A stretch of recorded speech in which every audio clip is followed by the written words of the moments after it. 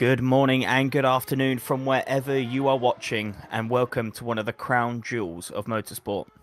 Today we bring you 500 kilometers of multi-class action at the iconic Circuit de la Sarthe. Hypercars, LMP2s, LMGT3s, it's racing's perfect blend, ready to serve up what will be an incredible race. I'm Callum Kerrigan. Joining me in the booth again today is Jack Mays. The man, the myth, Ted Edwards is always behind the camera here.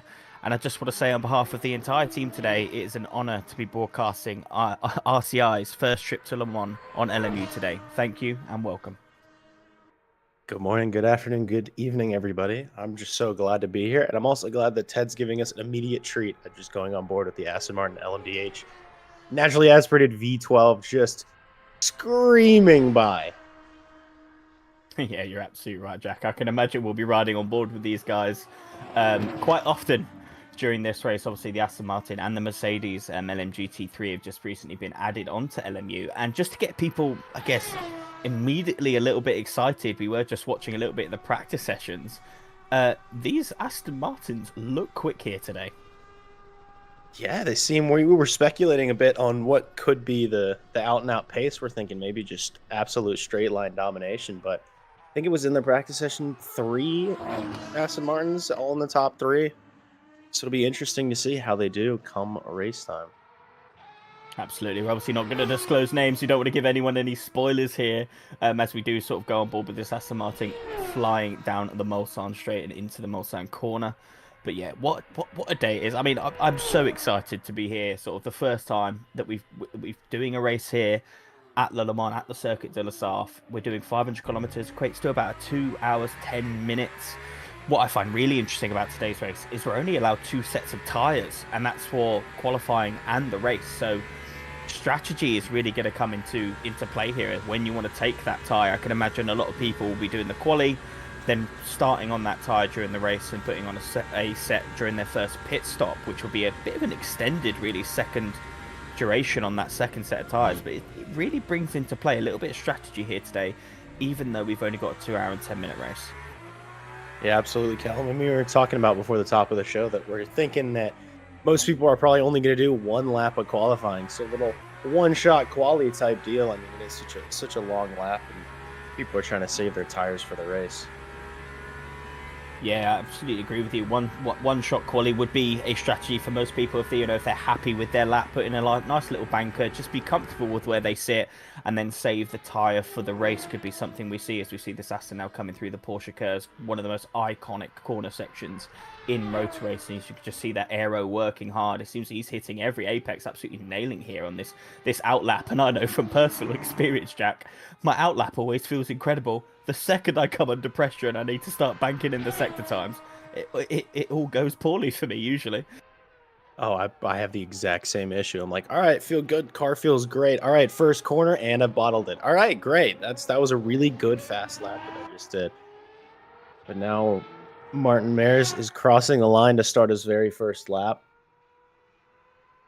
Yeah, the first lap here on RCI for Le Mans in qualifying, the first lap that we've seen the Aston Martin V12 Valkyrie on our screens. A very exciting time. We've already got some love in our YouTube and Twitch chats. We've got Lincoln Clay coming in, hello, and Lauren Hayes voting for Milan van der Velken, I believe, who I think is driving the LMP2. I will correct myself on that if I see his name elsewhere. So it's good to see a lot of love going on our YouTube and Twitch chats. If you are watching today and you're rooting for any particular drivers, make sure to give them a shout out, and we'll ensure that we give them a shout out on the broadcast as well. All right, Callum. I know it's early, but I always like to know, what's your favorite corner on the Circuit de la Sarthe? Okay, Jack, I'm gonna say something controversial here. I think I've maybe put in 20 minutes on the Circuit de la Sarthe in my entire sim racing career, and that was purely me doing a couple of LMP2 laps potentially to be racing in this race today. So I'm actually a little bit inexperienced when it comes to the track, but from watching, the Le Mans 24 Hour every year and getting involved in what we do here on RCI and understanding racing a lot more, it just is Indianapolis, isn't it? One of the most iconic corners, that fast right-hander coming into it, lifting off a little bit. It's so on the edge of aero for every car we have here in today. It's a high action zone. Obviously, at this year's Le Mans, we saw that 3 wide moment going into there, which was such an iconic moment from this year's 24. but just how difficult that corner is, how on edge every car is to go through there to maximize that corner straight into a hard braking zone, into the banking of that left-hander as you sort of come round and then set yourself up for Arnage. For me, that corner section, it's hard to top that in my mind. What about yourself? I mean, you took the words quite literally right out of my mouth. I very similarly haven't had a ton of track time on the Le Mans circuit, but just immediately the first corner that came to my mind was turn 21, Indianapolis. I mean, you're coming in after a really long straight, a right kink into just it's truly a great corner. Also going into Arnage as well, the 90 right. It flows super well.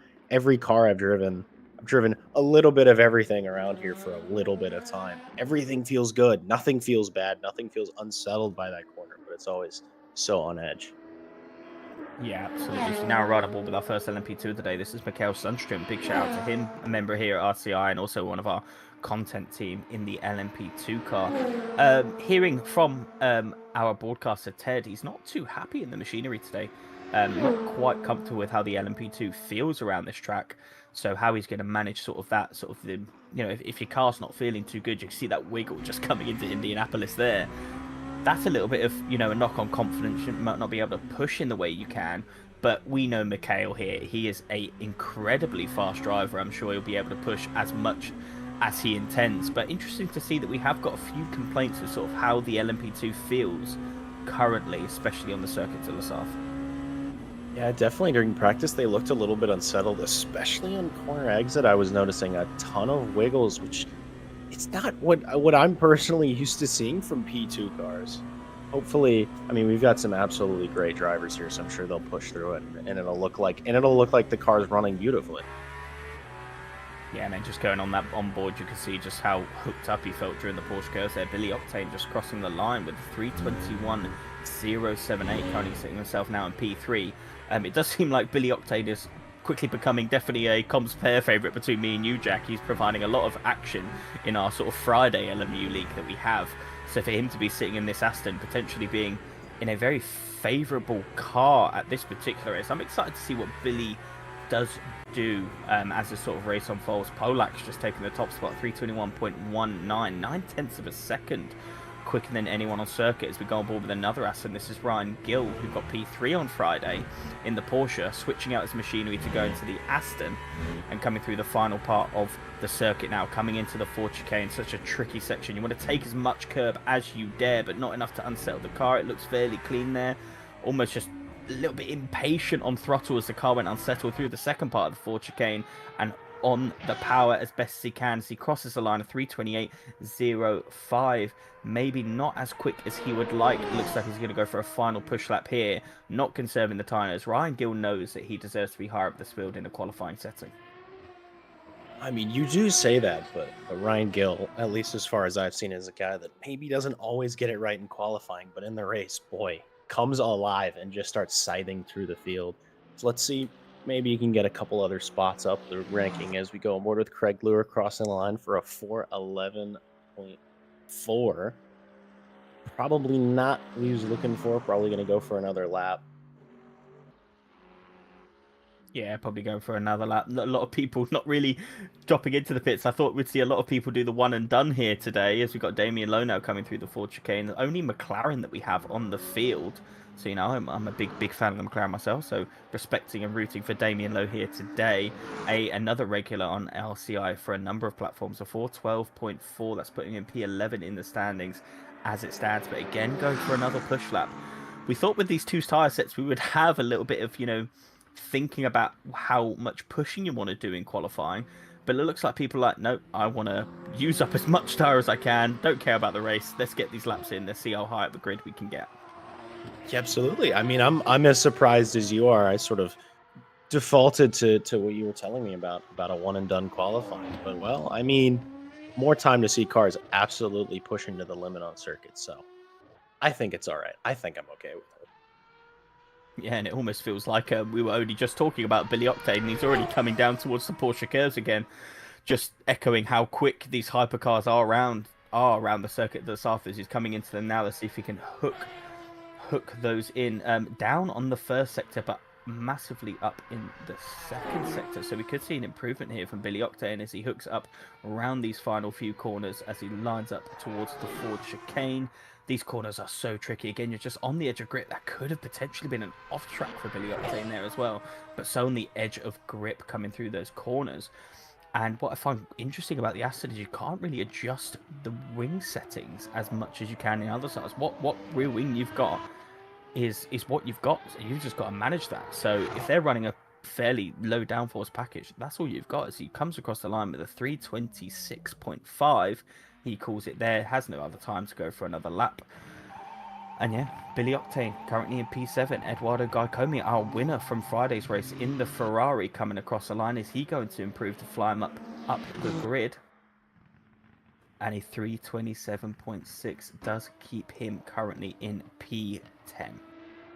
It definitely looks like a lot of cars aren't necessarily improving on their second laps, whether they could be overheating the tires, scrubbing them a little bit, or just plain everybody did better in the first, which sometimes happens, but not the shuffle I was seeing. As now we're on board with Martin Lorenz, which this is a car that I have never in my life seen before. We were talking about it before the start of the show, and it's like the Glick. It's a little bit of a unseen car, a bit of a not maybe the best piece of machinery you can bring is there's a little bit of wiggle coming into the Mulsanne corner, but we'll see how this car does. I'm going to keep my eyes out for it. Yeah, if there's anyone that can bring that a shotter to the top of the timing screens, it would be Martin Lorenc, an RCI esports driver and ACC, so a rapidly quick driver here. We've got Martin in the number 138 AF Corsa. LMP2 car just coming to finish his lap now through the Ford chicane. Looks like he's hooking that really well, just taking enough curve, very unsettled sort of through that first part, hits the curbs perfectly through the second part of the Ford chicane, foot to the floor as he crosses, gets the checker flag. Is that an improvement of 344.2? That takes him to P7.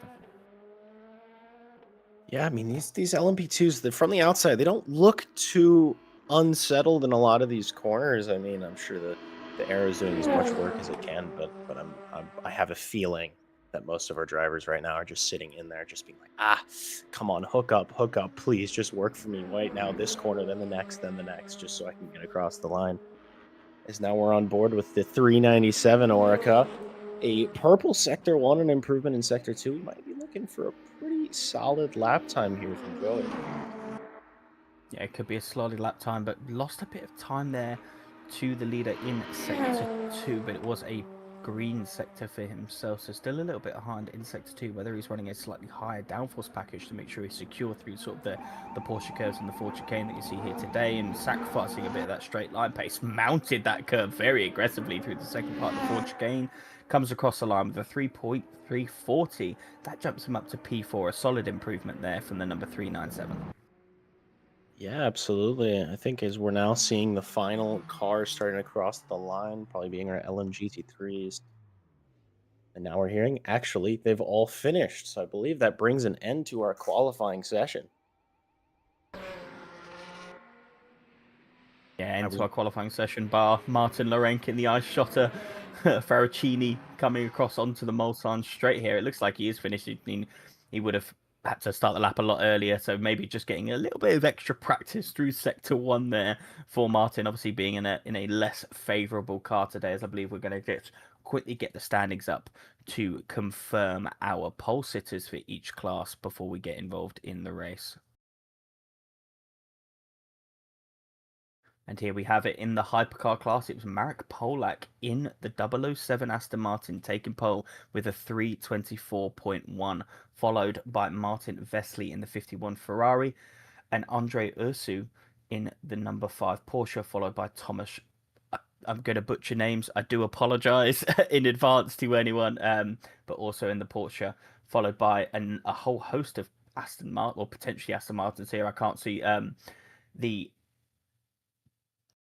the branding of what car, if they have a custom livery as it stands, but that goes from Reyes Berda. P6 is George Barr in the Aston. Zeno Van Driesch, who I believe might be taking the Peugeot.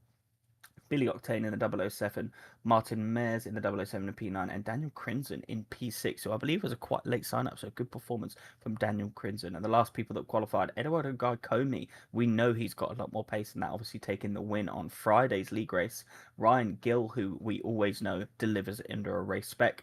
Philip Piska, also in an Aston Martin. And to round out our field, the number 7 Toyota. Going over to our LMP2s here, Leon Opadol, apologies again, taking pole, 3:37.8, followed by Milan van der Velken, just 500ths behind. That's going to be a close fight for the win there. Mikhail Strunstrom, 1.5 seconds behind, followed by Joey, Lillian Duval, Daniel Duret, Machachosi Kaneko, Martin, Samuel Cal, and Tom Shipson, I believe, is on circuit, but maybe didn't quite get a lap time in, potentially saving tyres as well, Jack. And finally, for our LMGT3 field, Julian Gernin taking the pole with a 3:59.7, followed by Niels Janssen, Rybecki, Rob Franken in the Lexus. That's another fan favourite for me personally. Francesco Carnidale, Yanis Konstanin, Lars Janssen, Adam Spacek, apologies, Richard Whittle, and Craig Lua, apologies for the absolute butchering on some of these names. And Damien Lowe rounding out everyone that puts a lap in. Again, there are people in this field that are on circuit, potentially opting not to qualify just to save their tyres. Definitely seems like perhaps a solid strategy. I mean, granted, not qualifying, you're gonna be down the order, right down the order, but it is a long race. I mean, 2 hours and 10 minutes. Yeah, 2 hours and 10 minutes, a fairly long race. We're just seeing the starting order now just rotate through the screen. Obviously, all the cars that are just in black for now do have a custom livery. I'm looking forward to sort of seeing those as we go throughout the race. Obviously, Zeno Van Dries, we've already previously seen as he's involved in the Friday races. So just rolling through the starting order, but a good array of cars. Obviously, it is fairly Aston heavy in the hypercar class, Jack. We did expect this with the Aston obviously being brand new to the simulator.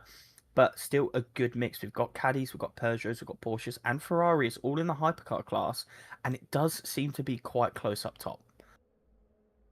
Yeah, absolutely. I mean, is the Aston domination such a bad thing? No, not at all. I mean, V12 noises makes everybody happy, everybody in the entire world, but it'll definitely be interesting to see how they fare in race trim versus other cars that we're used to seeing, and certain drivers potentially being a little bit far back in the order that we're used to seeing being known winners.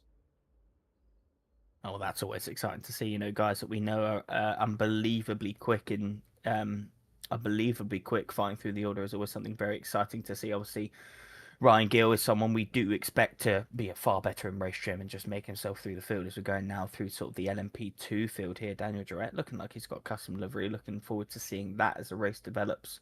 And what's quite good to see in the LMP2 field, particularly as this game stands, is not everyone goes for this number 14 livery that you see on your left-hand side. It's definitely one of my favourite LMP2 liveries, favourite liveries in motorsport. But very good to see that we haven't just got a sea of Rexys.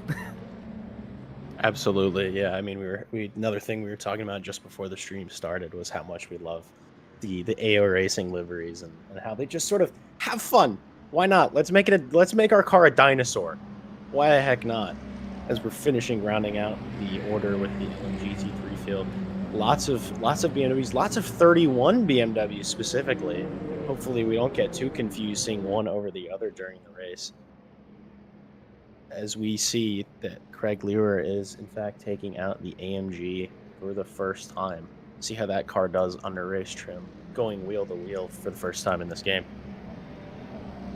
Yeah, absolutely. Very excited to see that. I do just want to call out the number 31 BMWs. Jensen and Jensen took exactly the same car. I can't wait to get ridiculously confused as the race develops, as we've got the family, the Jensen family, joining us today, both in identical machinery and identical race numbers. So I'm looking forward to getting confused. But look at this field as it comes down and towards the Ford chicane. Jack, just hypercar class, LMP2s, LMGT3s. This is the pinnacle of excitement for me. It's incredible to see in a first time here at RCI. But I checking my heart rate. I think it's already elevated because I'm so excited for what we're about to witness.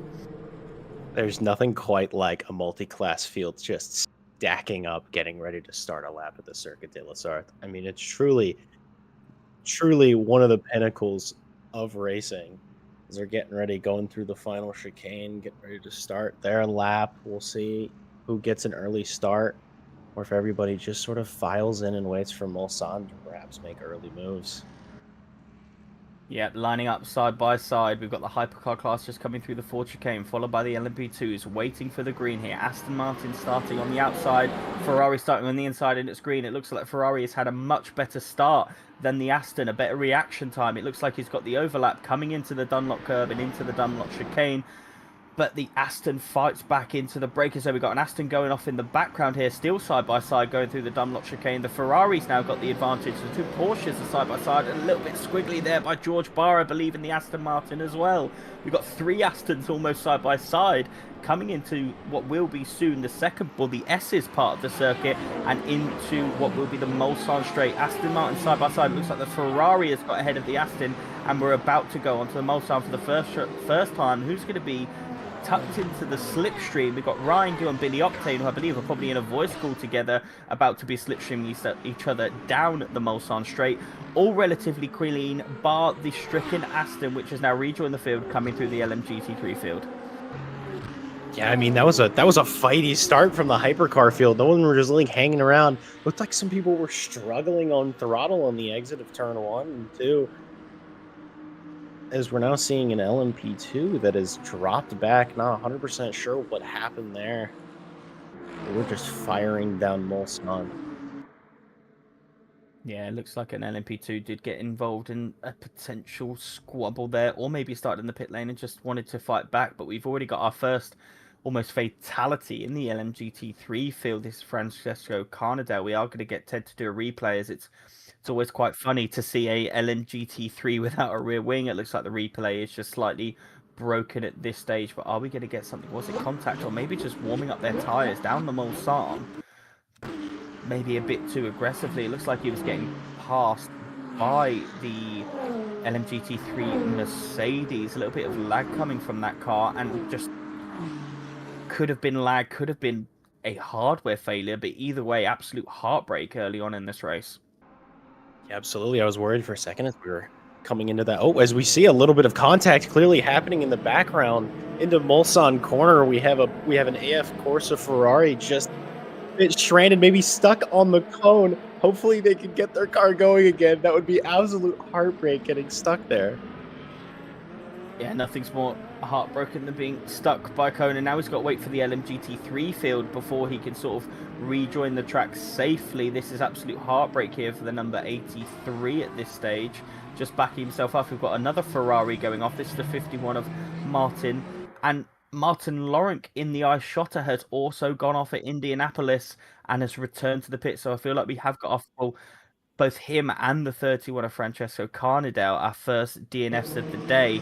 But our first trip to Indianapolis looks like it was a rather eventful one. Yeah, I mean, we were talking about truly how on edge that corner can be, and I guess some drivers went a little bit too over the edge, probably really close, tucked in behind one another coming down after Mulsanne. As we're on board now with Leon Opedal in the LMP2 field. They're seeing pretty line astern in the LMP2 field, you know, tucking in right after one another. Didn't seem to have quite as much excitement as the hypercars on the opening lap, but that probably just lead to a lot of close racing throughout this 2 hours and 10-minute race. Yeah, maybe keeping a bit of that multi-class racing mentality, even though it's a 2 hour 10, you know, a fairly short amount of time, so you want to make your positions quick, but, you know, taking that multi-class mentality where, you know, the first lap might not matter. There's fight as we go on, as we see, I believe, the Toyota, number 7 Toyota in the hypercar class off in the Ford chicane, potentially falling victim to those absolute mammoth curves, cutting out of the full circuit to dive into the pit lane. This could be a very early pit stop for him, potentially not enough to only do one pit stop to the end. The number 51 has also come into pit, I presume, to repair damage, as you saw him come back on the circuit during Indianapolis. So a few early pitters, that's going to throw the strategy into mix. We knew they would almost have to do 2 full stints and a little bit of a splash down or at some point, but this is going to ruin sort of the flow and what they intended to do throughout this race on strategy. Yeah, I imagine that's not what any of the drivers wanted to do, was to take a lap one pit stop. But sometimes you have a bit of damage, and to carry it for this long, especially if you have aero damage in this high speed of a circuit, it's really not something you want to sit with for too long. You may as well get it out of the way, because I mean, 2 hours may not be that long of a time, but it is a while, especially when you're driving a full stint with a damaged car.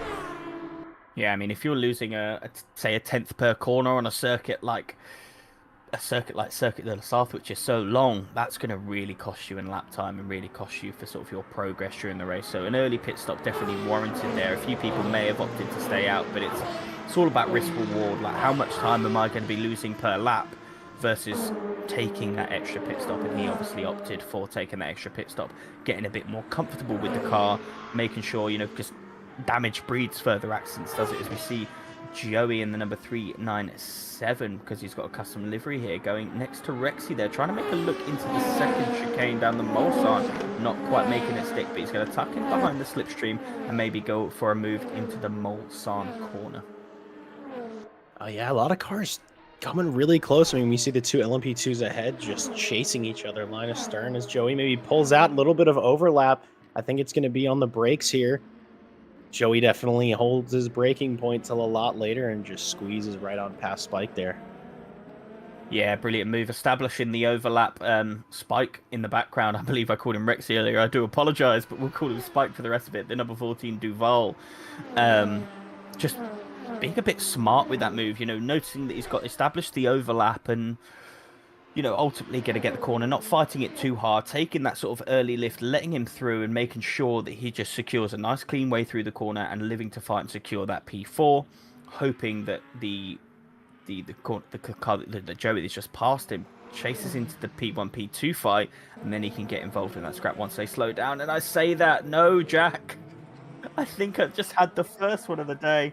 There is two apparently, so it might not have been Spike, but the number 14 of Duval taking a spin. This is the car that we were just on board with. I was just giving him kudos there for how he dealt with that move into Mulsanne, but ultimately becoming a victim on his second time round of Indianapolis. Well, see, now I'm just sitting here glad that I wasn't the one to first curse somebody. I had a pretty high attrition rate on Friday and was hoping not to continue that trend. Not that I like seeing anybody being cursed, but Callum, I'm just glad you did it, not me. Well, yeah, I'm absolutely heartbroken, but as part of sort of being here on the broadcast, you do occasionally get a commentator's curse. Jack obviously went 3 for 3 on Friday, and if you haven't watched last Friday's race, I highly recommend that. And if you wanted to get involved in anything else that we're doing here on RCI, please check out our website. I'll be talking about it a little bit more in depth, but we've got many more LMU events coming up, including the culmination of our multi-sprint season 2 series at Imola next Friday as we go on board with the LMVT3 fight. Now we're over to the Porsche on Porsche action in hypercar. This is the battle for P3, Porsche on Porsche machinery at this stage in the race, and it's not like you can utilize what advantages your car may have. We think the Aston has a much bigger advantage on the straights, where the Porsche might have a much bigger advantage on the corner, so you can't utilize that. This is just pure Porsche on Porsche machinery, driver against driver, trying to psych him out, filling up those wind mirrors and trying to force him into a mistake, as you cannot use just sort of the natural advantages that your car may have. Now going on board with Ryan Gill, tucked in right behind Zeno Van Driesch here. These guys were fighting quite a lot in our Friday multi-sprint series in round 2 during Spa, so they're very familiar with each other on the racetrack. Van Driesch just tucking in behind Gill, maybe trying to get almost a reverse slipstream at this stage, while Billy Octane just waiting for this to unfold, hoping that there's a potential mistake that happens, and he gets what he wanted. Gill's gone off the track there in the second part of the circuit, so got past Van Driesch, but made the mistake into the second chicane, and ultimately finds herself behind and now under pressure from Billy Octane. Yeah, you were saying a bit ago how Billy and Ryan were probably in a voice call together. I wonder if there's a little bit of teammate shenanigans. They're probably towing each other down the circuit. It seems to be working, considering they've caught up to Van Driesch, and they're probably both hoping to help each other get past that Peugeot as we're hearing another DNF. It's actually our first LMP2 DNF of the race so far. Yeah, very unfortunate for Jaeger-Paul there in the number 9 having to DNF here. We've got action going into Indianapolis. This is going to be scary. They go side by side into that first part. But Ryan Gill here taking the inside through the Indianapolis corner, using that bank in to his advantage. But Van Dries holds it around the outside and now gets the inside for Arnage. Goes later under the brakes as we know he can because he has that hypercar regen. So a much better hypercar under the brakes and manages to hold the position. Once again, brilliant racing from these two. Yeah, I think the Aston's just really starting to show its colors here. How it is absolutely mighty on the straight, but that Peugeot seems better coming into corners and also seems more confident on the power coming out. But I mean, this is fabulous racing, and Billy Octane sitting back there just like, yep, I'm gonna bide my time. Best seat in the house. I just get to watch this happen. Hopefully, there's maybe a mistake from one or both of them. He can just sail on through. Yeah, that's exactly what Billy would be doing. Potentially a bit of teamwork with Ryan Gill, but if I know these guys, or I'm just reflecting on what I'd do if I'm in a voice call with people, I'm actually just trying to wind them up at this point. You know, get a bit of light teamwork bantering, like and trying to put him off almost to make the pass. But yeah, it does seem like they are working together at this stage, and you could see just through that sector 3 how much the Peugeot just started to gap the Aston Martin through those Porsche clothes. Clearly a much better aero package on that car as it stands, but Ryan Gill holding his own and still keeping within distance and making a spin through the Dunlop chicane. That's going to set Billy Octane free. So a very unfortunate mistake there by Ryan Gill. He's going to have to recompose himself and get back onto this fight. Thankfully, he didn't take any damage, but in a race where you've only got 2 sets of tyres, Jack, that's going to be costly for how his tyres perform, unless he can get them back in the window.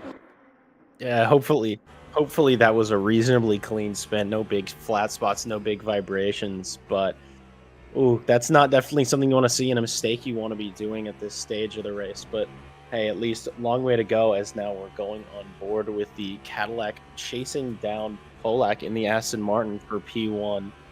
Possibly one of the best sounding fights that could be ever, V8 versus V12. Yeah, I think you and Ted are obviously big fans of the Cadillac on all sim racing platforms, not only LMU. I mean, I know from working with Ted as long as I have done, he is a Cadillac fanboy, to say the absolute least. But Polak clearly feeling the pressure into the second chicane there and going a bit wide. That's brought Berdia into play here, going down into the Mulsanne corner, as they have got some traffic coming up ahead. So traffic's going to come into play. He's trying to take the outside line, go into the Mulsanne corner. Both of them going to tuck in behind very smartly. I'd be questioning them if they went for a dive here on the LMP2, but that still made the LMP2 a little bit spooked and going off track here today. But it looks like the fight for the lead is absolute ripe and ready for the taking. Bodea absolutely pushing this Aston Martin to the max at this stage. Absolutely. Not just the fight for P1, but also, as we can see, behind the fight for P3 is on. All 3 hypercars, Penske, and Aston Martin getting after it in the back of the picture. But Bodea definitely looking for a little bit of moves there. That was a little sketchy for a second. Behind that, oh, as Bodea goes a bit deep into the corner, losing a bit of time. Definitely not what you want to see, as the Aston might walk away a little bit on this next straight. Yeah, it just seems like Bodea hadn't been that close to the V12 at any point during the race so far, so wasn't really anticipating how early that Aston has to brake. It's George Barr going for a move into the Porsche curves around the outside. This would be outrageous, and he makes it stick. A brilliant move from George Barr, absolutely calculated. Pinched the Porsche as he came into the entrance and just runs it completely round the outside. That was an incredible move. Yeah, pinching the Porsche, indeed. That might be one of my favorite new race sayings. Just, I'm going to be out here pinching Porsches for the rest of my days. But what a great move from the Aston Martin, as now we're going on board with a little bit of Aston on Aston violence as they're heading through the Porsche curve now. Which, this is Ryan Gill is the leading car. Definitely nursing those tires maybe a bit after the previous lap spin, but we can see it doesn't look like he's hanging around as we see the Peugeot diving into the pits. I believe that was the car he was racing earlier, Van Driesch. Don't know if he has damage. Don't know if maybe this is an early strategy call. Yeah, this is where, we go into trying to be expert strategy callers here and ultimately getting it wrong. But what I think Zeno Van Driesch is doing here, obviously, the standard stop for me if I was in this race would be 2 full stints and then a splash and dash at the end. Zeno Van Driesch clearly involved in a couple of battles here as the race has developed, wanting to get out of that, wanting to run his own race, maybe opting for that sort of splash and dash early on in the race as we go on board now with an LMGT3 fight, Richard Withel versus Adam Spacek here. And Richard Withel getting the move done into the Mulsanne straight. Very clean, very calculated, and just ultimately getting that overlap on the inside line and making it stick. But now we've got a long straight and then number 7 tucking in behind that Ferrari. Is he going to try and get this position back, going side by side into Indianapolis? Richard Withel defends the inside position, but the BMW clearly has a lot more straight line and already establishing an overlap as it stands here.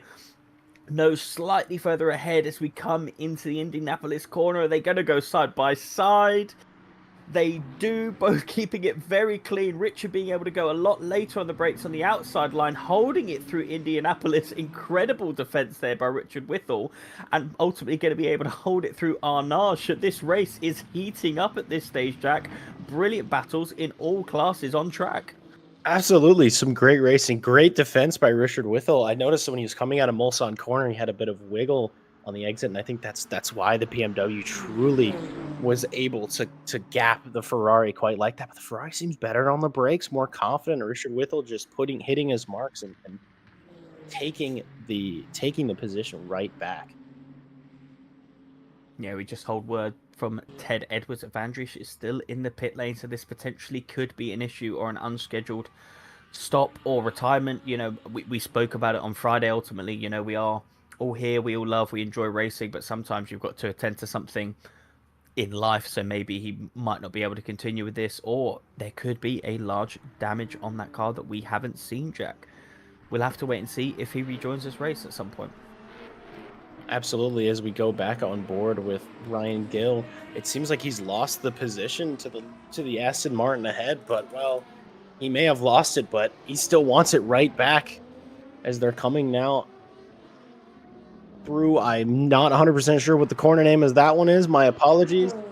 That was Arnage coming through there at the 90 right.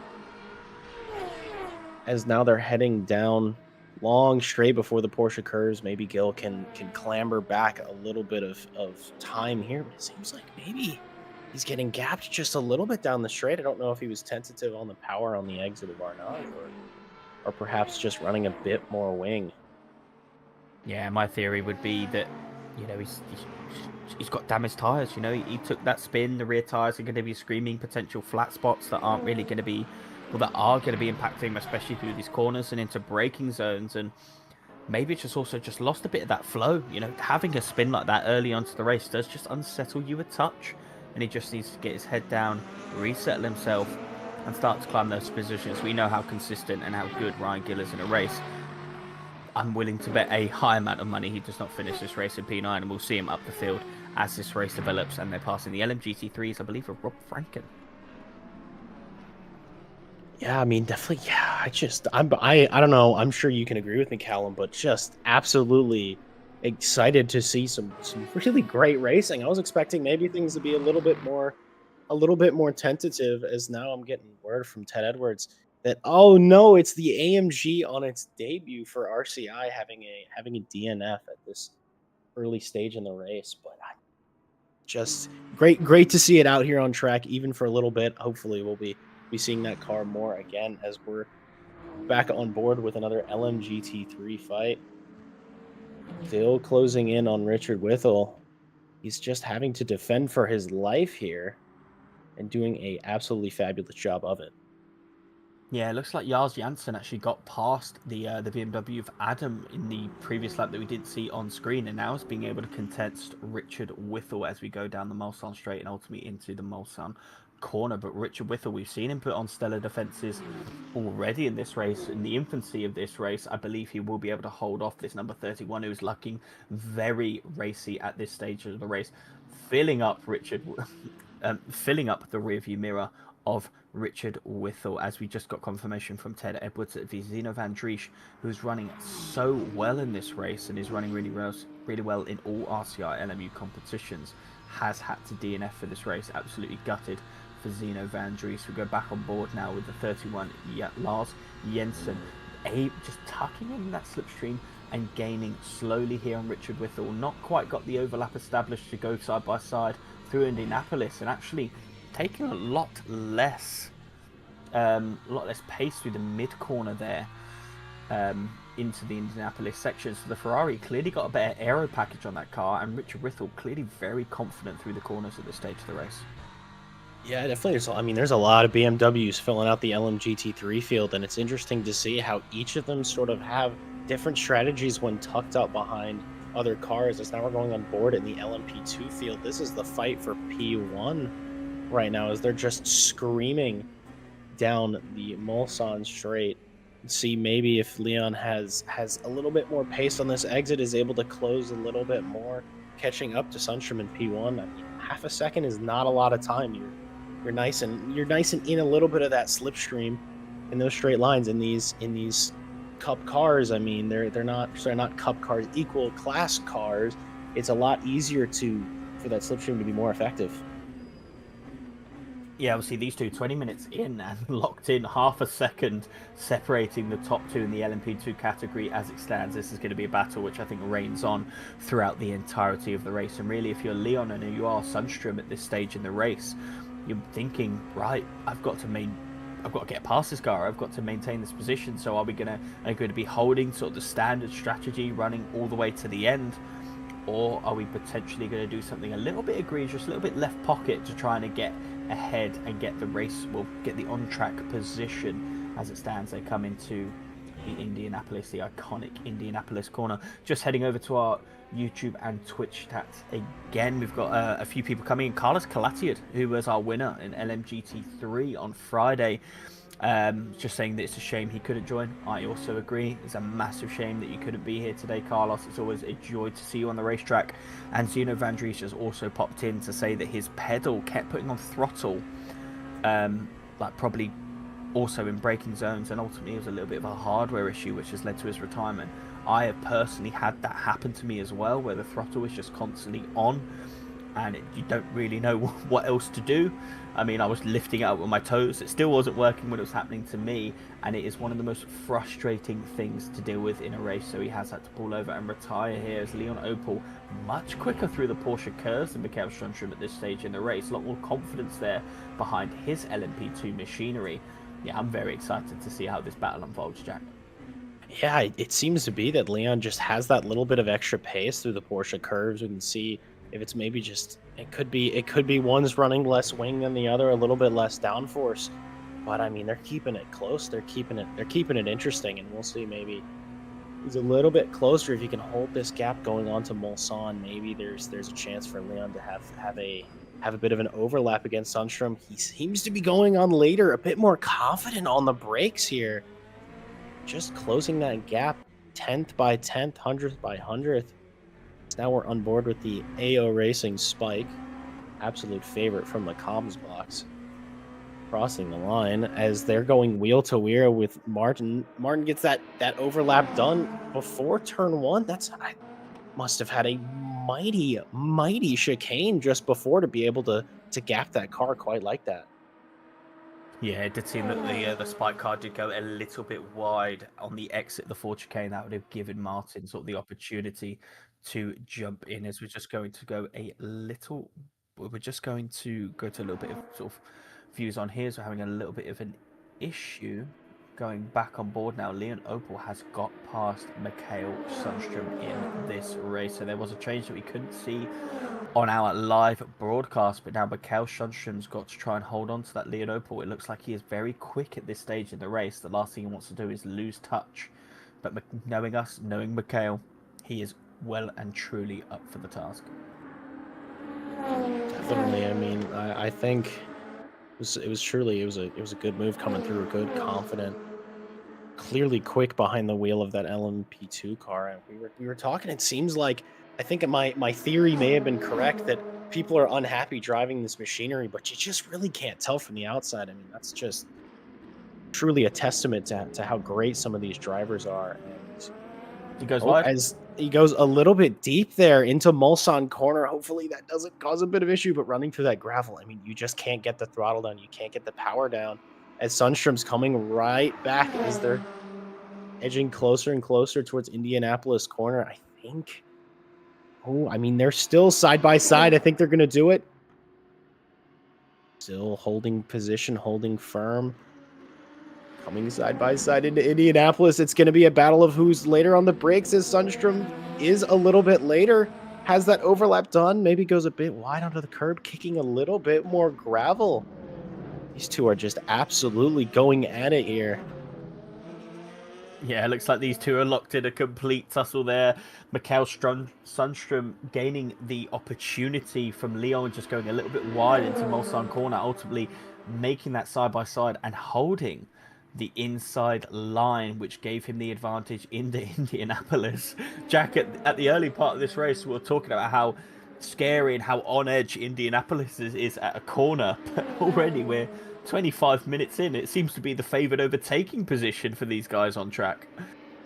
Yeah, super impressive. I mean, it takes a lot of commitment and also a lot of trust in the person you're racing against to be like, all right, we're going to go too wide here. I trust you. You trust me. We're going to do this properly. And I mean, really, really great to see. I mean, it's R2, and I know Ted agrees. It's all three of our favorite corners on this circuit. And it's so great to see as Sundstrom absolutely clatters the curb on the final chicane. Oh, just passes that position right back. These two have to just be pushing to the absolute maximum. Yeah, and all while these two are fighting, you can just see the P3 and the LMP2 class looming in the background and will soon be involved if these two keep scrapping. Ryan Gill on board. We've got Aston on an Aston battle there. Ryan Gill not letting up on Martin here. He got past previously, but Ryan Gill slowly gaining that confidence back after the spin. Looks like he's hungry to start moving back up the field once more. I mean, he definitely has a bit of damaged tires, but maybe it's not enough to stop him from racing. Granted, I think he could be missing a wheel on that race car, and Ryan Gill would still just be like, "No, I got this. I can keep this handled. I'm going to catch this guy. I'm going to do it." Yeah, once he gets past that Aston, he's got the number 6 Crimson just ahead in the Porsche as well. So, you know, not being able to utilise that straight line advantage that he may have in the Aston Martin, because of course he's racing another Aston at this stage in the race. So, you know, could opt for that early pit stop strategy or even get the traffic involved. So you do see them coming up to the LMGT3 leader, I believe. And we've also just had Kevin Boss with a comment in our YouTube chat going Aston Screech, which, you know, which we are all, I mean, we're all here to see it, aren't we? We're all here to see the Aston on boards and hear the Aston on boards, as that is one of the greatest sounds in motor racing. As now they're just coming through the LMGT3 leader, who, by the way, has just been doing a fantastic job. Really nothing in their mirrors, just truly putting down the laps, putting them in quickly, and just getting that V10 Lamborghini stuck right in P1. Sorry, apologies, not the leader, as Ted Edwards has just told me. Never mind, Ted. You silly guy. He's currently sitting up on first place with an 18-second lead. I mean, that's impressive right there. That's looming on over half a second a lap, gapping the other cars. Apparently, their fastest lap was 3 seconds quicker than the rest of the field. Yeah, absolute domination here from Julian Gernin in the 397 Lamborghini Huracan. Just seems like almost a bit of a practice session for him at this stage of the race, as it gets a bit dicey here in the LMGT3 battle, as they've got to allow for the hypercar to come through. But it looks like the 31 of Jensen has got past the Ferrari of Richard Whittle at this stage, going a bit wide into the back end of the Porsche curves as you go into this short straight into the Ford chicane. Richard Whittle still keeping tabs on this guy, hopefully utilising his slipstream to pull him along, or maybe even try to get that place back as the race develops. I mean, Richard Whittle definitely has been looking really racy. I mean, we saw several laps ago that Janssen was eyeing up a move on Whittle. Maybe he just got it done. Maybe, these two have just been swapping places while we haven't been paying attention. But really great as Richard Whittle is not only tucking behind, but leaving a little bit of that nose out saying, hey, I'm in your mirrors. You can see me. And everywhere you look, it will be my Ferrari as they're entering into turn 1 and 2. I think the BMW just looks a little bit better on the power, taking maybe a little bit less curve, maybe a bit more of that ideal line, but Richard Whittle is not backing down. Yeah, absolutely love this camera angle. You can really see sort of the advantages and disadvantages that you get from each car. You could see that into sort of the Dunlop curb and into the braking zone of the Dunlop chicane. As you see Lars Janssen going wide there, he's definitely going to be picking up a fairly hefty penalty there, but choosing to slow down at this stage in order to not get sort of any off-track sort of penalizations there. We've only got, I believe, 5 points of off-track leeway for the drivers here today. But yeah, interesting. But look, going side by side now, Richard Whittle doing the lift off, letting Richard Whittle come through, and ultimately going side by side and taking that back immediately into the first chicane. I think we're sort of getting more and more of an understanding why most of these drivers pick this BMW. It does just seem to have the legs in a straight line. I mean, Richard Whittle is tucked in behind in the slipstream and doesn't seem to be gaining ground and might actually be losing just a little bit of ground to Lars Janssen.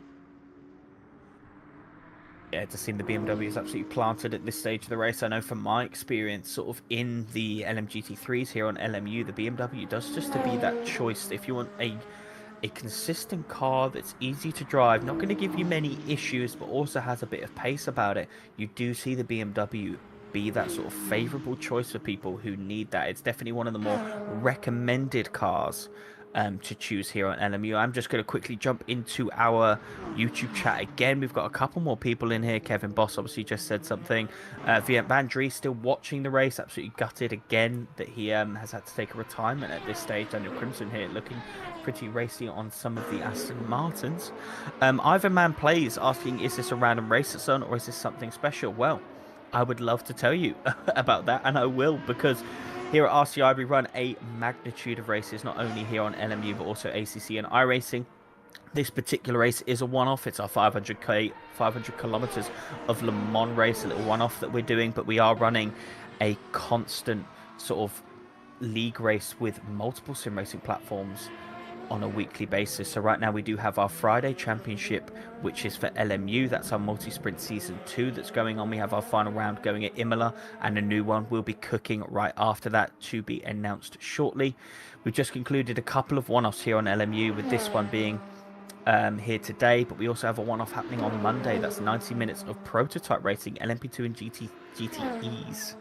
At Bahrain on Monday the 4th of August. If you're into iRacing, we do have a massive endurance series loosely following the IMSA calendar. There's the RSS Endurance Series that just had round 5 yesterday, with round 6 in about 4 weeks time.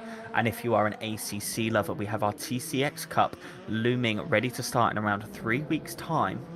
And if you've ever driven the TCXs on ACC, they are outrageously fun. Simeon asking, this is their first look at LMU. Is it a good multiplayer experience as ACC? From personal experience, as I'm just going to quickly commentate over this battle here, Lillian DeVol going side by side with Daniel Durrett into the Porsche curves. This has been looming and sort of brewing as the laps have continued on, and he gets it done into the Porsche curves. A wonderful calculated move from just a brilliant exit out of Indianapolis and Arnage, establishing that overlap in Durrett, and getting the move done. Yep, RCI do league series. Please check out our website and all our social medias. We throw everything on there, including highlights to this race. It's a really good community, one that I've been a part of now for I think nearly 4 years. And you know what, I quite like the people that I race with. They are good eggs, is what you would say in the UK. I couldn't agree more. RCI, I've been around RCI sort of here and there for maybe almost 2.5, 3 years, and just recently joining the commentary team. Everyone is fabulous, absolutely fabulous people, absolute fabulous drivers. I mean, we've seen time and time again over the last 40 or so minutes that just a lot of world-class drivers, a lot of confidence, a lot of great racing. Yeah, and the thing I absolutely love is getting involved in the broadcast, and being a part of them. If I'm racing and we've got, yourself, Matt Malcolm, Kevin Bosch, John Dalton, anyone in our comms team who's broadcasting these races, even when I'm involved, I absolutely love going back and watching the races and, seeing sort of the moves that I've made in the race, usually not a lot, and getting them commented over, seeing what the commentators say about those moves. It's just a whole thing. I love racing and then going back and looking at the broadcast and getting involved and really just building that community that we have.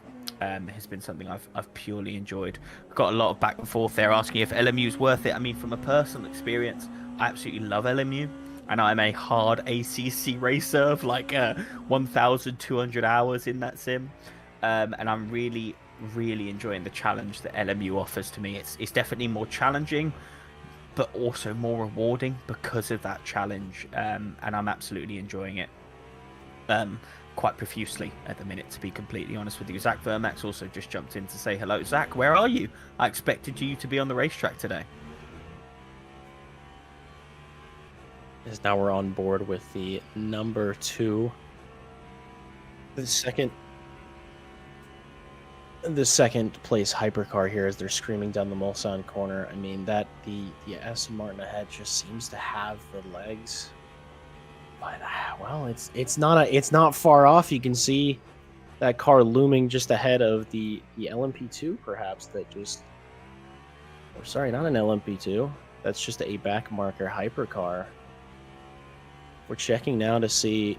Ted has a theory to see if cars are lifting and coasting, maybe start saving some virtual energy, because those bars are starting to get low. I mean, I saw on the previous graphic that cars are down to 14, 12%, seeming that maybe some are running a little less fuel than others, or maybe using a little bit more, as we see our current overall race leader get a little bit slidey out of the exit of one of the Mulsanne chicanes, coming down now to the Mulsanne corner. Yeah, checking for that lift and coast, because that definitely be something that I'd be interested in sort of develop as this race goes on. Obviously, time in pit is so crucial here on LMU. Any moment that you're in the pit stop and filling up that virtual energy is more time you lose in a new competitor, and particularly for sort of P2 have dropped back slightly to that P1 position. Might not have quite the pace that he's got on that Aston. On the Aston currently at this stage, might be thinking about a little bit of lift and coast. And if you go onto the hyper energy here, the Astons are using a lot more energy at this stage in the race, so the Bodea may be able to go an extra lap, and that across 2 stints is going to be 2 laps extra, which means when it comes to the splash and dash, he's going to be able to put in a lot less energy in his final stop and gain massively because of that. It's a bit interesting to see. I mean, as Ted's reminding us, is not all of the Astons are using the most amount of fuel. I mean, we see Ryan Gill, we see Billy Octane, both with 15%. They actually have some of the most energy in the field. I wonder if they've just been maybe doing a bit of fuel saving in this first stint, or simply just not using as much fuel as their competitors. Yeah, and again, it's all part of that sort of strategy mindset. So Gill obviously on 15% compared to Polax in P1 7%. It's almost, well, it's over double of the virtual energy he has at this stage, and that's going to mean he can go a lot later in this race for his pit stop cycles and gain ultimately positions from that. As we ride on board here with the number 5 of Andre Ursu, who's been passed by George Barr. We now have an Aston Martin in P3. A brilliant race through the field here for George Barr as they now start to dive into the box. I think we're getting our first sort of our first stops in the hypercar classes. We see 2 cars getting a little bit shifty coming into that pit lane. I mean, we're not going to waste any time. We're not going to leave any lap time on the table. That is in the braking zone, as now we see Billy Octane, even with that extra fuel, is I think just following the pack and making sure that nobody hits an off strategy. Everyone sort of is fighting on equal fuel, equal machinery. Yeah, a lot of people boxing at this stage of the race. Really interested to see a few people stay out for the extra lap there. The one that's really surprising for me is the car currently sitting in P6 in the box, but Dia, a lot more virtual energy than he had on P1, but opted to box at the same time and it'll be because he'll take a lot less time now to fill up that virtual energy bar. He's going to be gaining massively onto that P1 position. I'm excited to see how this comes out as we come out of the box here. He's just coming out now. That could be P1 ahead. So not gained as much as I thought he would, but gained nonetheless through pit strategy. You're saying not gained as much. I mean, that was an easy 2 positions just in the pit lane. I mean, I think that's good solid strategy work right there. Maybe just seeing him. I could, overcut on track, but maybe it's just better that I pull in, take a little bit less energy. I think as Rob Franke in the Callum favorite Lexus, maybe he has DNF'd, but we're not 100% sure. We'll confirm that a little bit later on. Yeah, I may need to be consoled for 5 minutes as our only Lexus in the field, and as a Lexus fanboy has, I believe, retired from the pit lane. Absolute heartbreaking as we've got the 999 here, Aston Martin. Philippe currently in the box as well. Thomas in the number 5 Porsche is now leading the race. Daniel Crimson in P2 in the Porsche opting to go an extra lap at this stage. So interesting how that's going to pan out as we go towards a second pit cycle and then the third pit cycle. But looking on board there, Polak not opting for a full tank of energy, potentially. I don't know how they've used 10% already coming out the box. But that's interesting from a perspective if they haven't opted to go all the way to 100% on the virtual energy bar. I'm not really sure what I can theorize here, but that's an interesting choice in my mind. I've been racking my brain as well. I'm thinking perhaps maybe they've all. It's interesting that everyone sort of decided to sit right on that 90% and not fill quite all the way up. Maybe everyone has done testing and determined, you know what? Maybe we cross our fingers and just hope that the strategy works out such that you can sort of almost do equal length stints, and maybe that final splash and dash will be more of a full stint. And now, as we're getting the LMP2 pit cycle starting to begin, as Sundstrom doesn't opt to go into the box quite yet, and is now our LMP2 leader. Yeah, so Sunshine, Shipston, and Devor, and I believe Duret all opting for an extra lap at this stage of the race. That's going to, again, pay dividends when we get into that sort of second pit stop window, and they're going to have to put in a lot less virtual energy to get to the end of the race because they're able to do this extra lap. Lily Armstrong also in the box. We're seeing the LMGT3s come in as well. Lily Armstrong, who, I'm surprised it's taken us 40 minutes of this race to mention, is a controller player, the fastest hands in the West, we like to call him here on RCI. But living proof that you don't need the most fanciest rig setup to be quick here on any simulator, because Lily Armstrong often especially dominates me in races with a controller.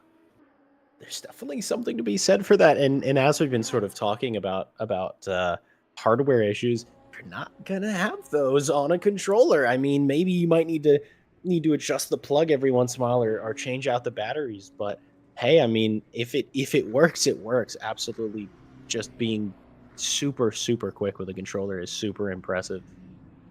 As Yeah, now we're wildly seeing Daniel impressive. Crinson hitting the pit lane. One of our I think those are our 2 final hypercars. Yeah, our 2 final Porsches coming in for their final lap, able to do the extra lap on that particular stint. While we do see sort of people coming into box and we go through the initial pit cycles, I'm going to give a quick shout out to our partners. Ready Set Sim, who's Sim Racing Builder for anyone looking to get that next rig upgrade, or if you're diving into sim racing for the first time, you design, they install, and you can race without hassle with RSS. As Marche Polak, our leader, has made a mistake into the Dunlop sort of chicane there. That's going to bring Burdea a little bit closer to him, but he has gained massively in the pit lane, so might not hurt him as much, but will have dirty tyres as he sort of come through and comes to lap the number 31 of Jensen. Moses Sim Racing, who's needs no introduction. They're a leading provider in the highest quality sim racing gear, as we see Ryan Gill off the track in P9. Is that at the Ford chicane? I wonder. We're going to get a quick onboard here, maybe a bit of contact lapping the Ferrari. See if Ted Edwards can find this for us. I believe that's actually the start of the race, so not lapping. We're just going to quickly read out our Moses Sim Racing prompt here. So if you are looking for your first sim rig or looking for that next upgrade to boost your experience, Moser have you covered. Ryan Gill has DNF'd from this incident here. looking at it is through the Ford chicane. Let's see what happens from Mr. Gill. Very rare for Mr. Gill to get a DNF, as he's not one who usually does.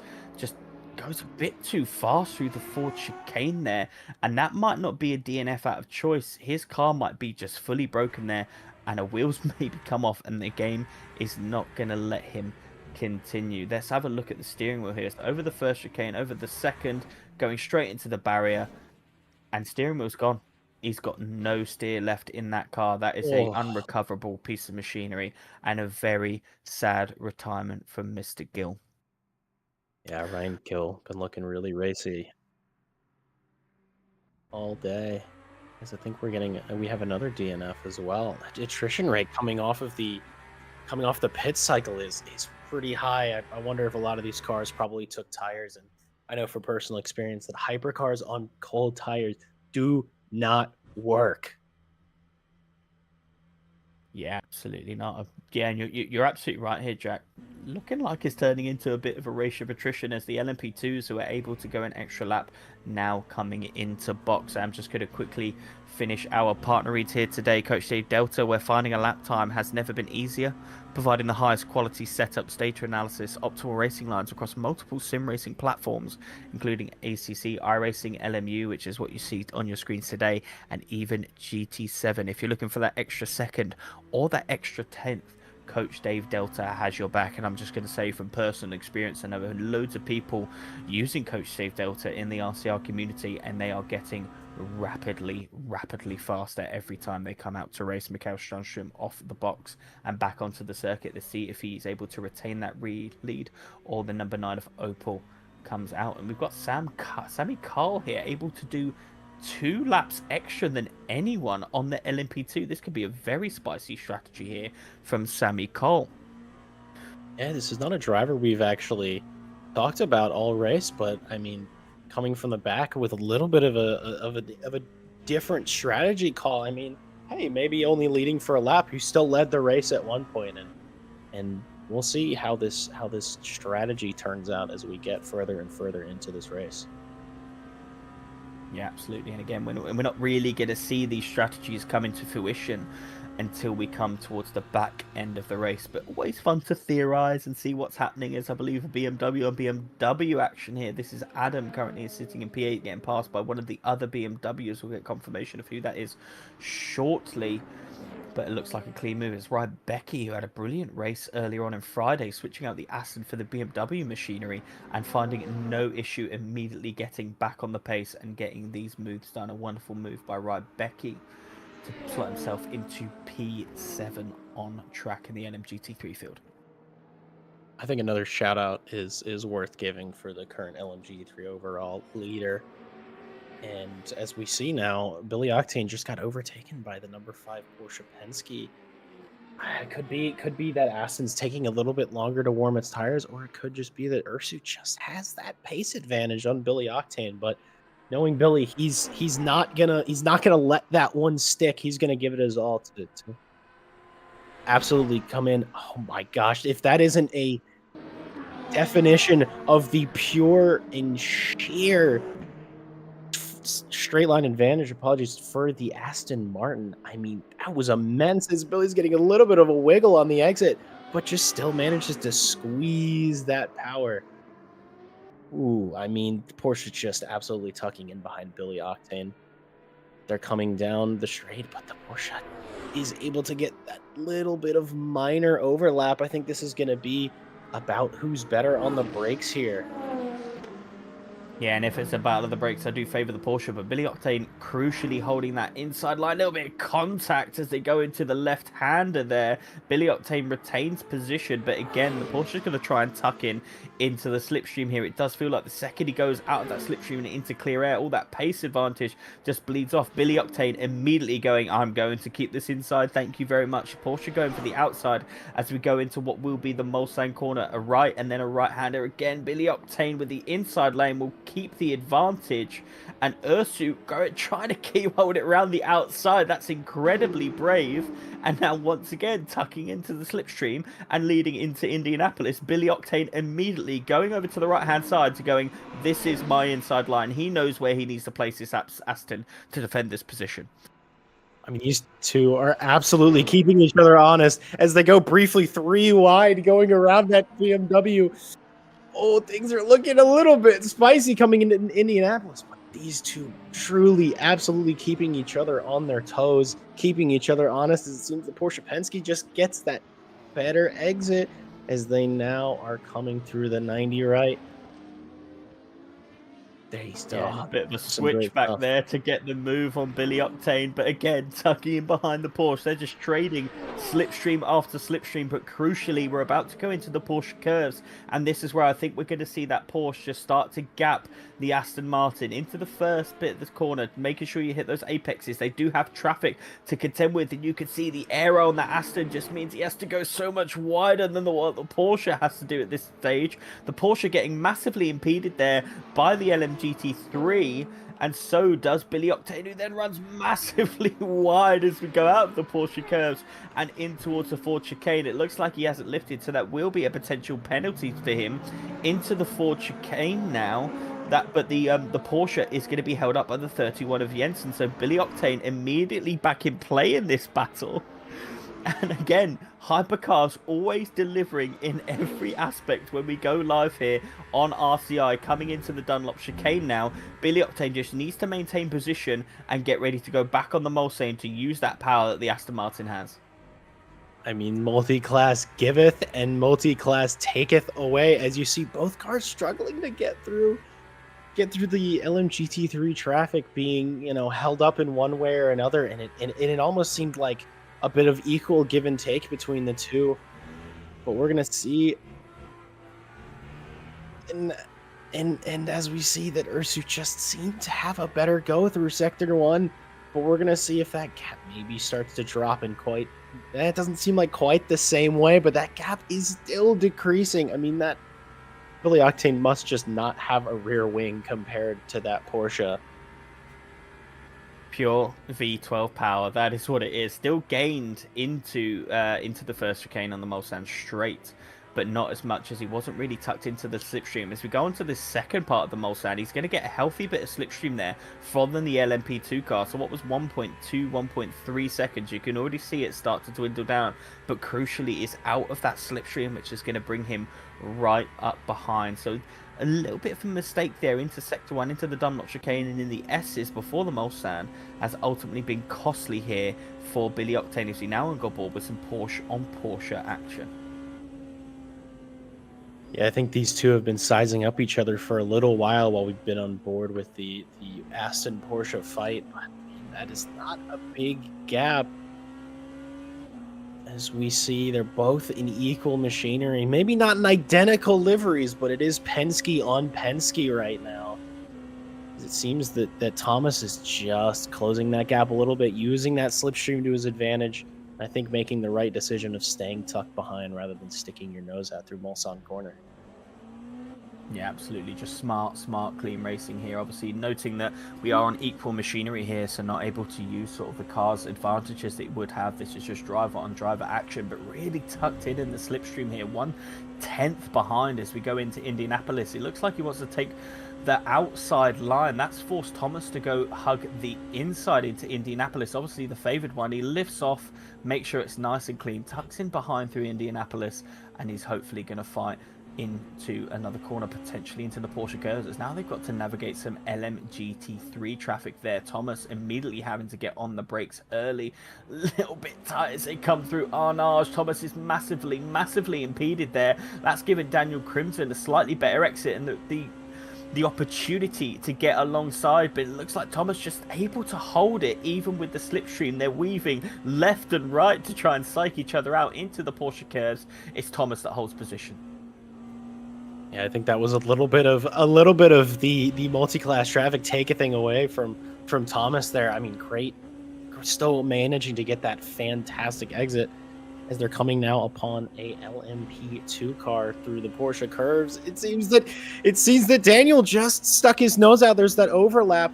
He has to run off track onto the grass, maybe just taking a little bit of avoiding action. I think that might have been the smarter move rather than having two Porsches clattering into each other.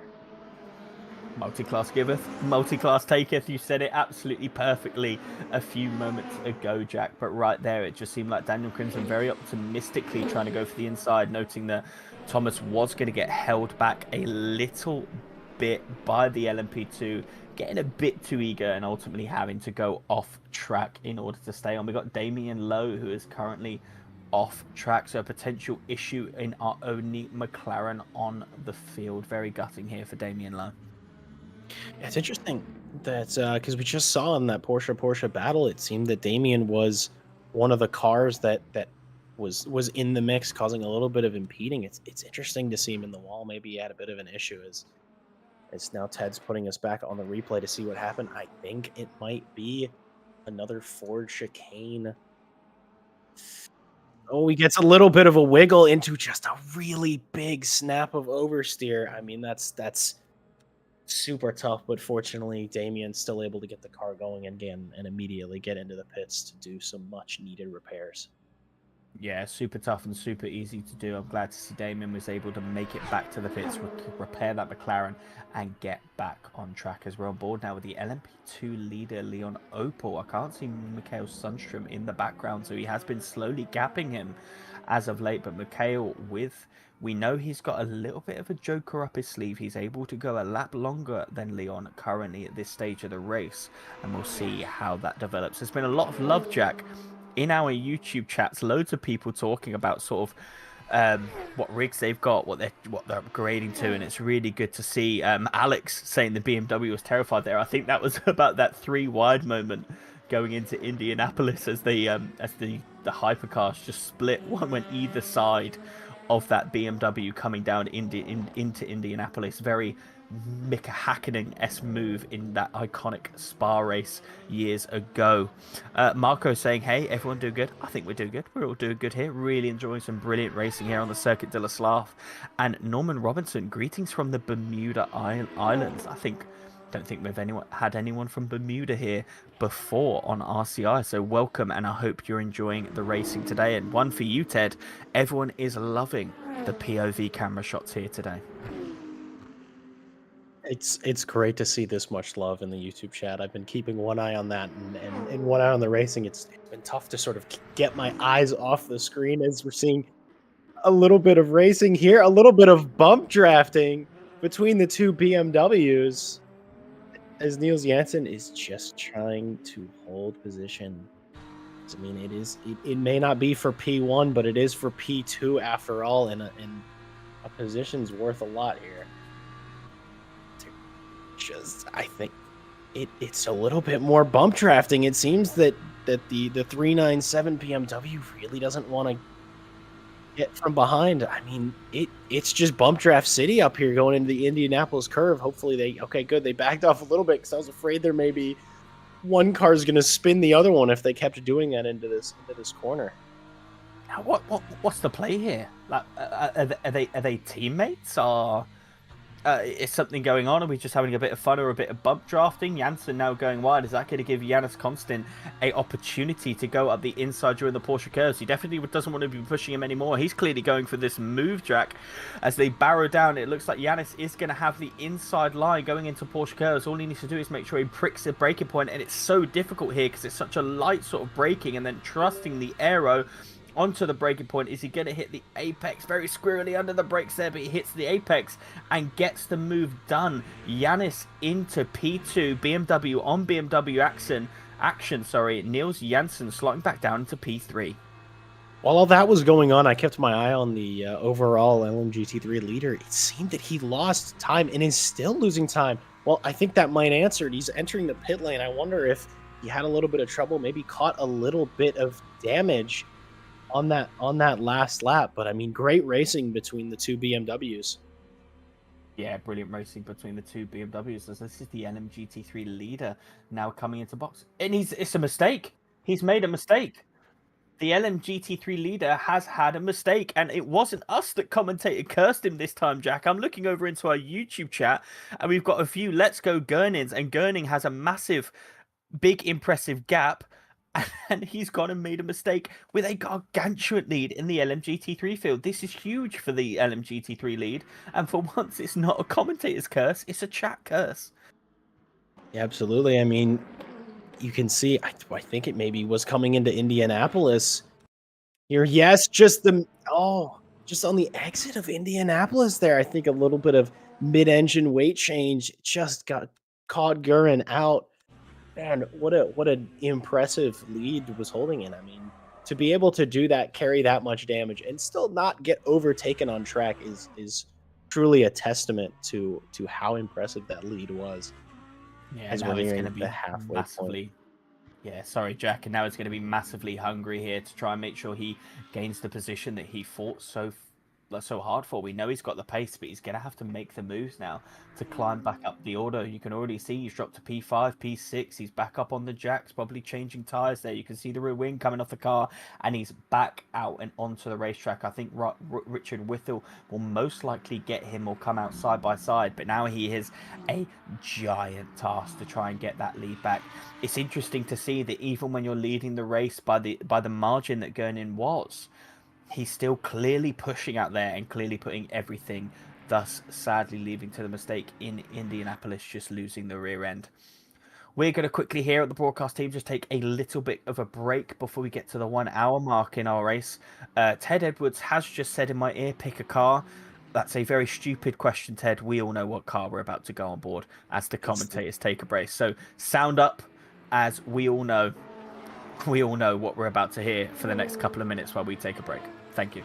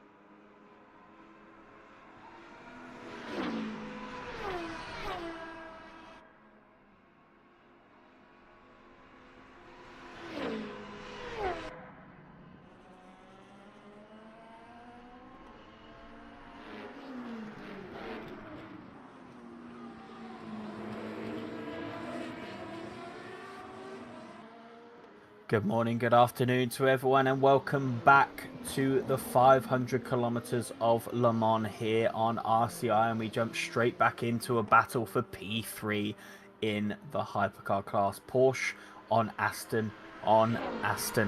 We still have the same team, the incredible Jack Mays and Ted Edwards, joining myself, Callum Kerrigan, to run you through the last hour of on-track action. Yeah, I hope you guys enjoyed the break. I mean, lots of V12 noises, a little bit of BMW rear snap shenanigans. Tough to see that happening for Lars, but we're back on board here with the three-way P3 fight. I mean, Billy's been slowly catching the Porsche ahead, just getting closer and closer, actually closing that gap pretty impressively through the third sector, where we've seen the Aston not be as strong as something like the Porsche. Yeah, it does seem like the number 5 of Ursu, just before we came on, was a little bit squirrely coming into Arnage. So I do wonder whether he's really struggling with the tyres at this stage, whether he hasn't swapped out the tyres and maybe doing a double stint. Again, you know, we've only got 2 tyre sets for the entire race. People are going to be doing different strategies, you know, think about different things, and it does seem like at this stage of the race, particularly under braking and potentially exits, that rear end is getting a little bit loose on him, and it could be due to a potential tyre deficit. But Billy Octane has forever sort of been looming in this race, started a little bit further back and has just been creeping his way up, has fended off sort of the pressure that Mares has been giving him, going a little bit wide there as we come onto the Mulsanne straight, and now looking forward to the number 5. And well, we've been talking about it all day, Jack. The raw pace that this Aston Martin has down this straight, if he's able to get in a slipstream behind the number 5 down the Mulsanne, I think it's more of a when, not an if, he claims that P3 position. Yeah, it's truly impressive how this thing just shoots down Mulsanne. But what's interesting to see as well is Mares was actually closing on Billy by several tenths down the Mulsanne. So not only is the Aston quick in a straight line, but when in its own slipstream, it's just so much quicker. As we can see, Mares just closing onto the back of Billy Octane, probably going to. Oh, never mind. They're actually going to start going a little bit wheel to wheel, as Billy Octane, rightfully so, covers off the inside. He thought he had it covered, but Martin said, "No, there's still a little bit of room here." A little bit of lockup as that GT3 BMW got a really good view of that fight. So, Jack, if you were in this situation and you were a Martin Mares in this, you know the Astons have got the pace on the Porsche at this stage. You know Billy's got the pace on the Porsche, and you know you've got the pace on Billy, it seems like, at this stage, as he's been all over the back of him for the number of laps. Are you going for the move on Billy here, or do you want to work together, push towards the Porsche, both secure that position on the Porsche first, before you then start for the P3 position? What would be almost your strategy in this particular instance? You know, usually I'd want to let the car ahead of me do the work for me, but I think right now, after this many laps, Billy's sort of started to make a couple more mistakes, and Maris is just, you know, if I was in his position, I think I just want to go for the move on Billy right now, because I feel I have more pace and I'm more likely to catch that Porsche faster. Yeah, absolutely, and it does look like the another Porsche is starting to get involved in this battle as well. We're not quite sure who that is, potentially Thomas or Daniel Crimson in the Porsche.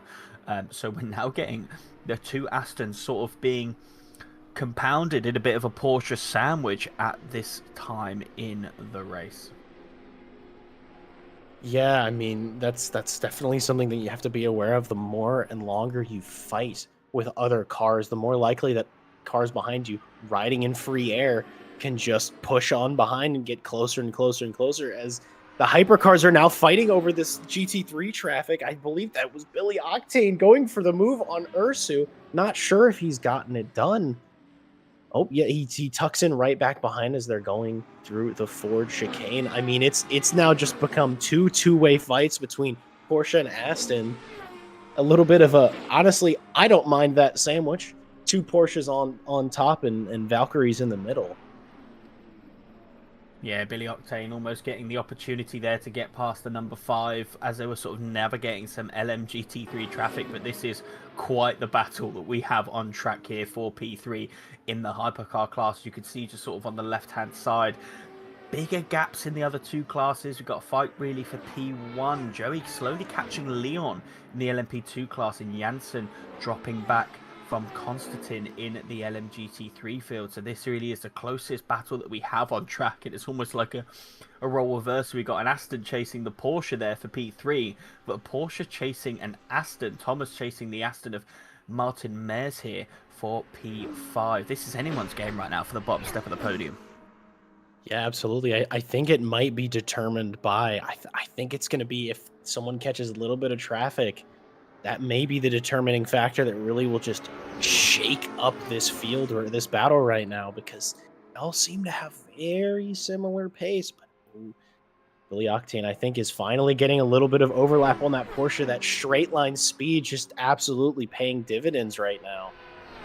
As we Yeah, see the Billy Porsche just getting Octane. impeded there by the LMGT3. Apologies for cutting over, Jack. But it looked like the Porsche was just impeded on exit there by the LMGT3, and Billy Octane seeing his opportunity to dart up, get an overlap, establish the overlap into the second chicane. The Porsche not quite close enough to get that slipstream to get him back. I believe this is signed, sealed, delivered here for Billy Octane. Yep, I mean, I couldn't have predicted it a little better if I tried, but man, yeah, that LMGT3 traffic really being the deciding factor between the two-way. As the Porsche's getting a little bit of squirrely in the braking, as Mares is getting closer and closer and closer. I think any mistake from any four of these cars is just someone's going to be there to bite. Someone's going to be there to just get after it. Yeah, I mean, it's hard enough when you've got one car filling up your rear mirrors, but when you know you've got three in your rearview mirrors, one mistake is going to be massively costly. It was previously sort of Andre Ursu taking on that pressure. Now Billy Octane has. It's never easy to sort of manage the pressure as well as sort of manage your own race and wanting to get ahead. You know, what Billy wants to do in this situation is really start looking forward, but you can already see the number 5, especially through Indianapolis and Arnage, with that far better braking and cornering performance, already right back up behind. And as we go into Porsche curves, this is really where all he's going to see in his rearview mirror is a very hungry Porsche. Yeah, absolutely. Now we see the overall race leader diving into the pits for maybe a second, their second pit stop of the race. But it's really going to be interesting to see how this Porsche looks compared to the Aston Martin. Granted, they do have the dirty air to contend with, and I don't know, that Porsche looks a little bit upset through the third sector, not quite as planted and composed as we've seen it through most of this race.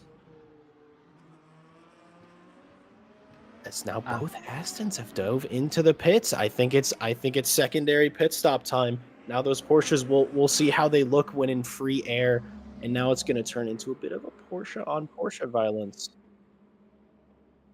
Yeah, all Astons diving into the box. It did seem like they had a bit more virtual energy than some of the others, but we saw it again in the first pit stop, where it looked like they had enough energy to go for an extra lap, but all opted to come in early with around the sort of 13% energy mark. Whether that's something that we don't know here in the comms box is going to benefit them as they come into the third pit stop, I'm unsure, but the Porsches are all seeming to go a little bit longer than the other cars, and that's really going to pay dividends as we get into sort of the last 10 minutes of the race, when, you know, we're all going to come in for a bit of a splash and dash, not change tires, just pure virtual energy and power through.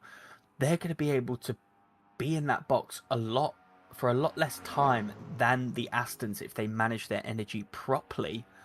And that's going to be a big benefit for these guys. It might not, you know, get them close to, you know, Rare's Budea currently in the Cadillac, which, you know, we all know Ted is enjoying at this stage of the race. But it may mean that they get to leap a couple of the Astons they are previously battling for sort of that bottom step of the podium. I'm wondering if it's an element of they know something we don't, or perhaps they're seeing the race leader dive in and they're like, well, we're in the same car as him. His strategy seems to be going super well. What if we just followed him in? What if we stayed on equal strategy with the leader and hope that maybe some of Polak's magic can trickle down to the rest of those Astons in the field? Yeah, I mean, I can almost assure you it's definitely they know something we don't, Jack. It's always us theorising and then ultimately getting proven horrendously wrong every time we come here on the broadcast. I do just want to point out something I didn't previously notice.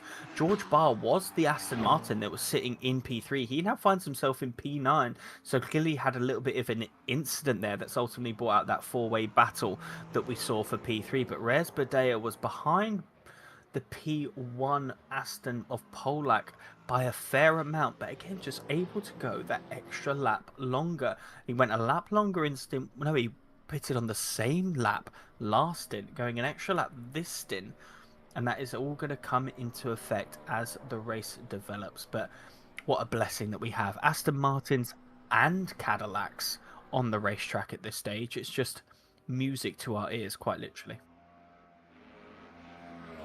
Truly music to all of our ears. As I'm looking on the timing sheet, it seems a little interesting that Billy Octane has actually lost his position to Mares ahead. I believe they both went into the box at the exact same time. Maybe Billy had a bit of an issue. Maybe he had some damage that needed to be fixed that just had him sitting in the box a heck of a lot longer than the rest.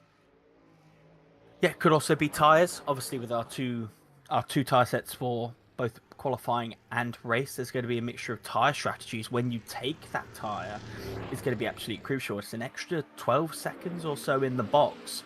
So I would expect a lot of people to take a new set at this stage, but some people may have opted against that and gone for that in the initial pit stop, and that ultimately will sort of depend on your pit stop time as well. So if Billy did have a bit of damage, he would have fixed that, but he also may have taken a set of tyres, which has dropped him back 25 seconds, may I add, to Mares. But look at this, the Porsche's able to do 2 extra laps at this stage in the race, and when we come to the splash and dash, that's 2 extra laps they have to do with less fuel, not to mention they'll probably get an extra one on this full set of virtual energy as well.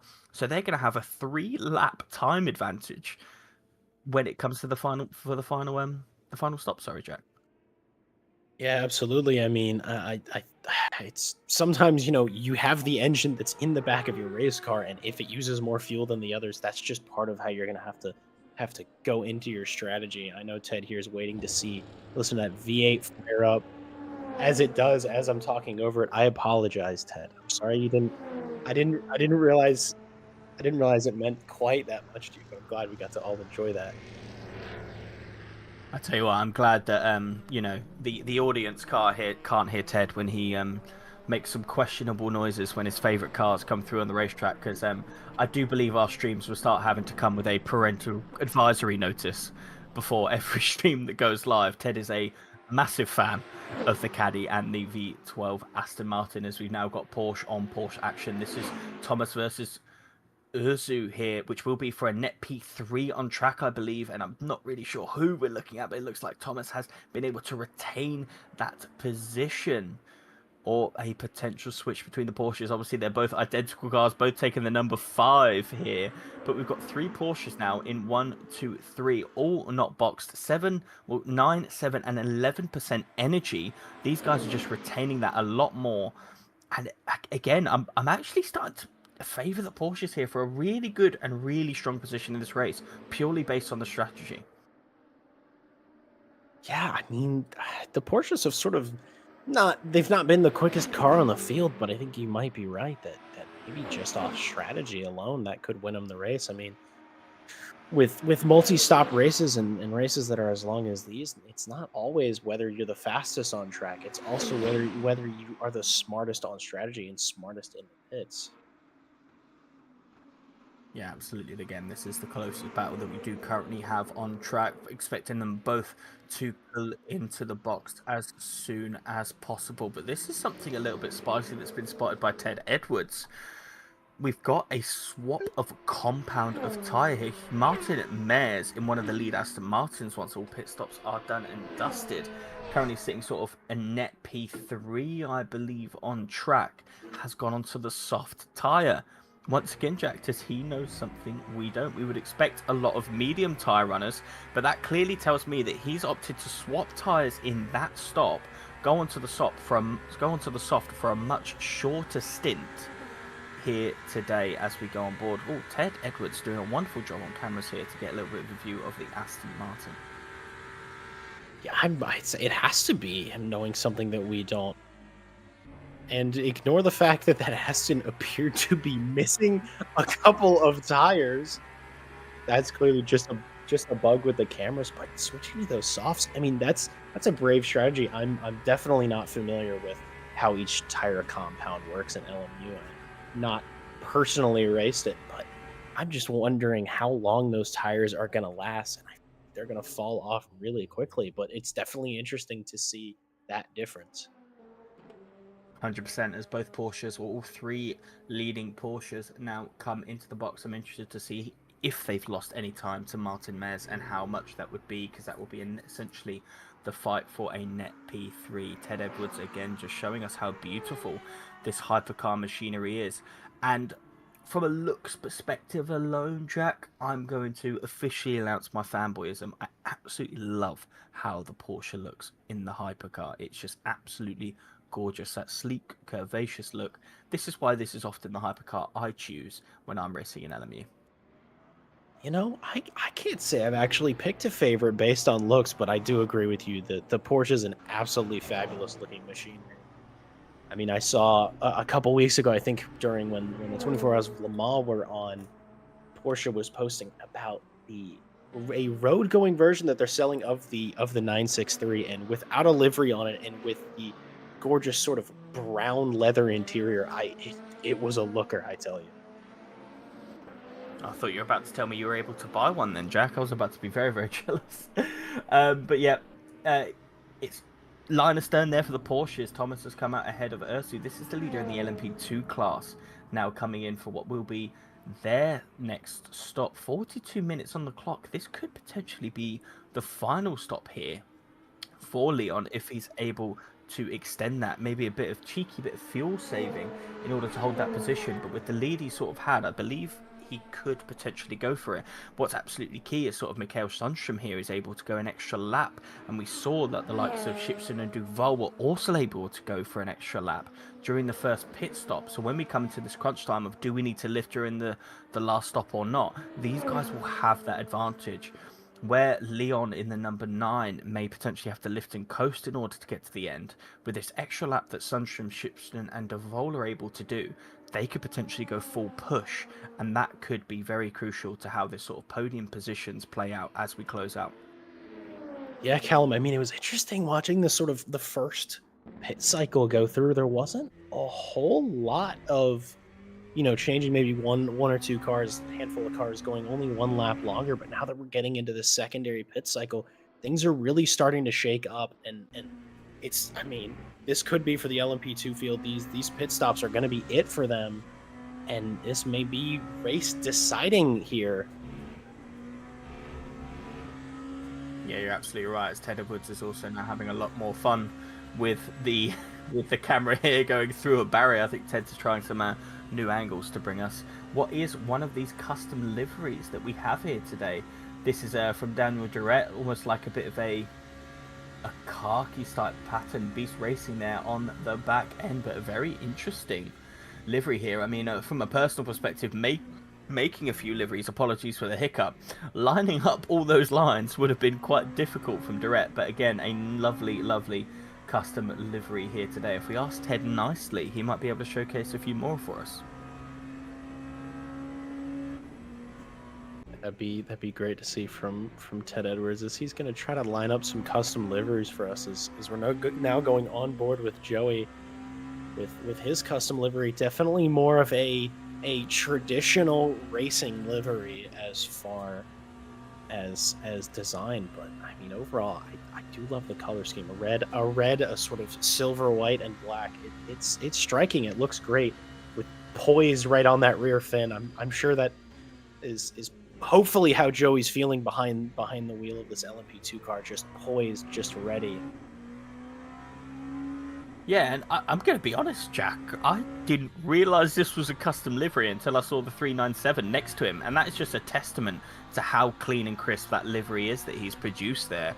A wonderful livery that I in all honesty, thought that was an in-game livery here. We've got now the LMGT3 of Yanis Costain. Very vibrant, a lot going on here.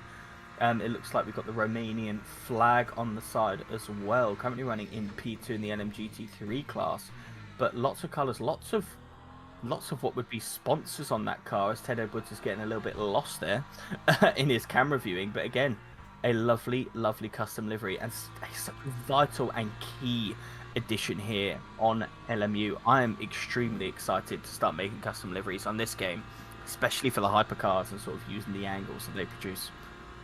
Yeah, I mean, there's only a handful that we've seen today. Granted, it did just come out, but these are fantastic. I really, really like the way this BMW looks. I mean, talk about just a rainbow of colors, and I mean that is it's striking. You see that in the rearview mirror, and you're like, all right, I know what's up. I know who's driving this car. This is our second place LMGT3 car after all, doing super well. Yeah, really nice livery, and again, one that I'd expect to sort of see on track, because it's very, very, very vibrant, and sort of using those vibrant colours that you actually do see on the other VMWs. Of course, Ted Edwards has now found himself a Cadillac to look at, with this livery, SimLab Kuss on the side, as well as Shell Oil. Lots of sponsors on this car, and again, another really clean and crisp livery. This is one I could definitely see in real world, and one that I didn't on first glance realised was a custom livery. A brilliant gradient there from the green to the yellow. Probably one of my favourites on circuit, I have to say. I think I agree with you. I mean, it looks fantastic. Ted was just saying in our ear, which I agree with him. When we first switched to the car, he thought it was a Lamborghini, and so did I. I mean, you saw that front corner panel. You saw it sort of that traditional Lamborghini green that hypercar often is in, and it looks fantastic. But no, this is no Lamborghini. This is a V8 powered Cadillac. Oh.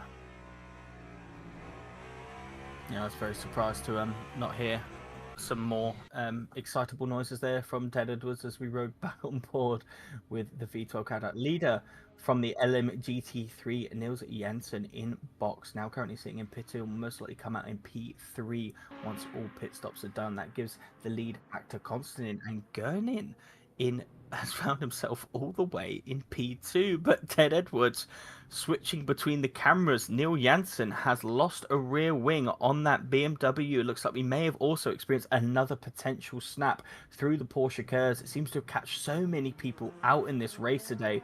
The rear end just stepping out on you there. Niels Janssen able to get straight back into the box to fix that damage and get back on circuit.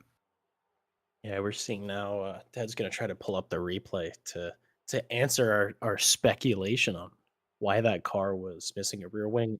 I also noticed it was a little bit weird as it was sitting in the pit lane. It was missing its front right tire. I'm sure that was just a bit of a camera bug right now as we're sort of fighting against all the technical issues. I think as we're finally going to get an answer to our question.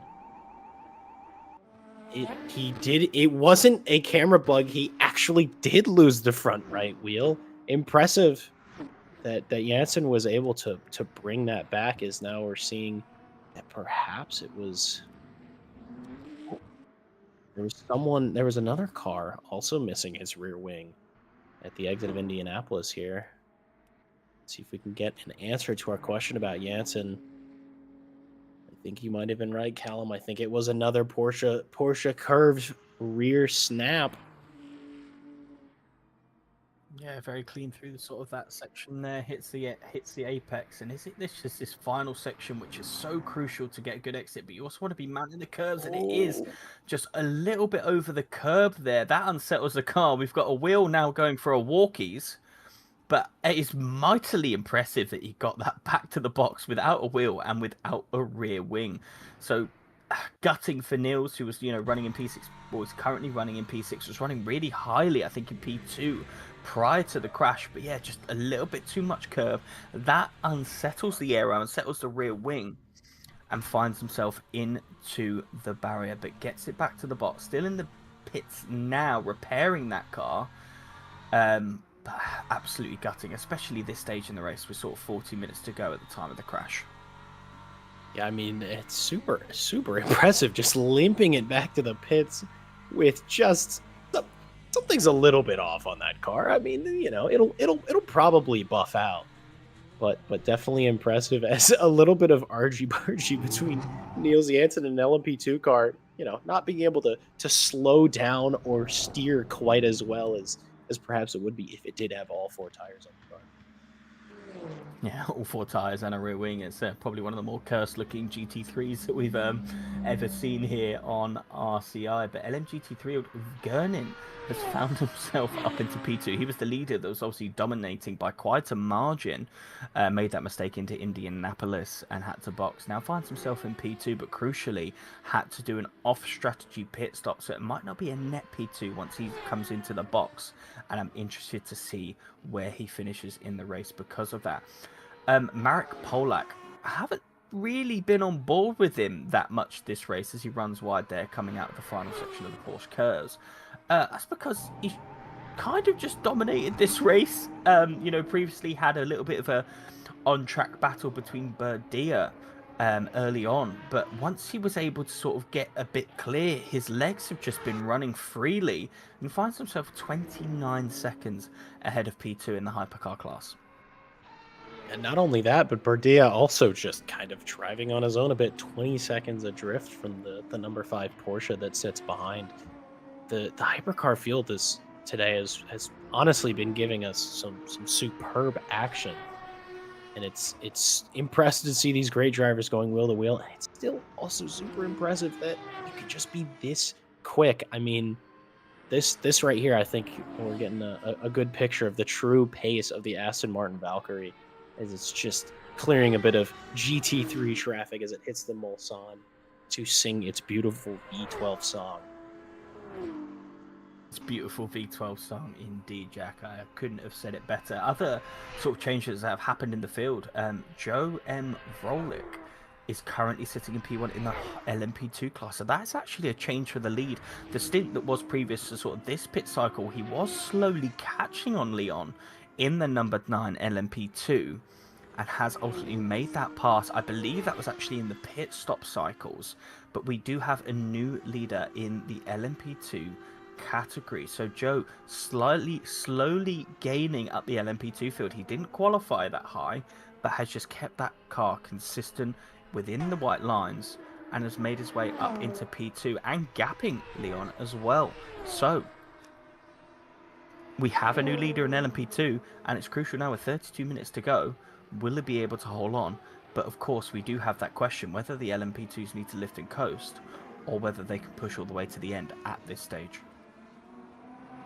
It's an impressive to climb those ranks from where Joey started a bit back into the field. I wonder if it was a measure of keeping it between the white lines, keeping it quick, keeping it consistent, and getting the strategy right. I mean, I imagine it's a combination of all those factors, but a really, really solid drive so far.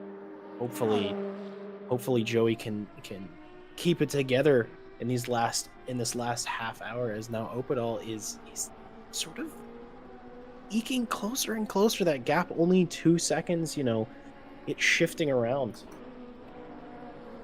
Yeah, 2 seconds, but almost half a second away from him through the Porsche curves, maybe running a little bit of a higher aero package, and Joey clearly feeling that pressure going wide through the Nation Blanche section and up into the Ford chicane. Leon, now 1 second behind Joey here, so Joey definitely feeling the pressure with sort of the previous P1 sitter, the previous leader of the LMP2 cars, barrowing down and catching him. So his eyes are starting to probably shift from looking forward, look at the apexes, to a few too many glances in the mirror and making a few mistakes that way. It's so easy to do, and obviously easier said than done for anyone to just try and get their eyes on the road. But once you get a fast approaching LMP2 or any car, just starting to slowly fill up those rearview mirrors more and more each lap, each corner, it is quite a daunting thing for any driver. It is never easy to sort of feel comfortable, feel good, and 1 lap later you look in your mirrors and like, wait a minute, that car's a lot closer than it was behind me before. And just that added pressure, it's never easy for any driver, let alone when you're the class leader. Yeah, absolutely. So now the closest battle that we have on track is for the lead in the LMP2 class. Leon just gaining massively in that slipstream, almost 5 tenths before we reach the first chicane. Is he going to make a move? 1 tenth here. He is actually having a little look, but Joey closes that off and keeps it clean. But going into the second part now, he's a lot closer, only 1 tenth behind. We are going to get a little bit of side by side here between the LMP2 leaders, albeit an hour and 20 minutes into this race here. Joey immediately covering his line, going, this is where I want to be, don't you dare, go for it. But he takes the inside, does Leon at this stage. Joey just almost giving that to him and establishing a hefty overlap, and gets him before we even get to the second chicane. So we just discussed a swap for the LMP2 field. It immediately corrects itself. Leon gets back into the lead. Joey falls back into P2. Yeah, it looked a little bit like I think Joey is really happy about where he's sitting in this race so far. Where it's like, you know what, I don't know if I want to race you that hard. You clearly have the legs on me.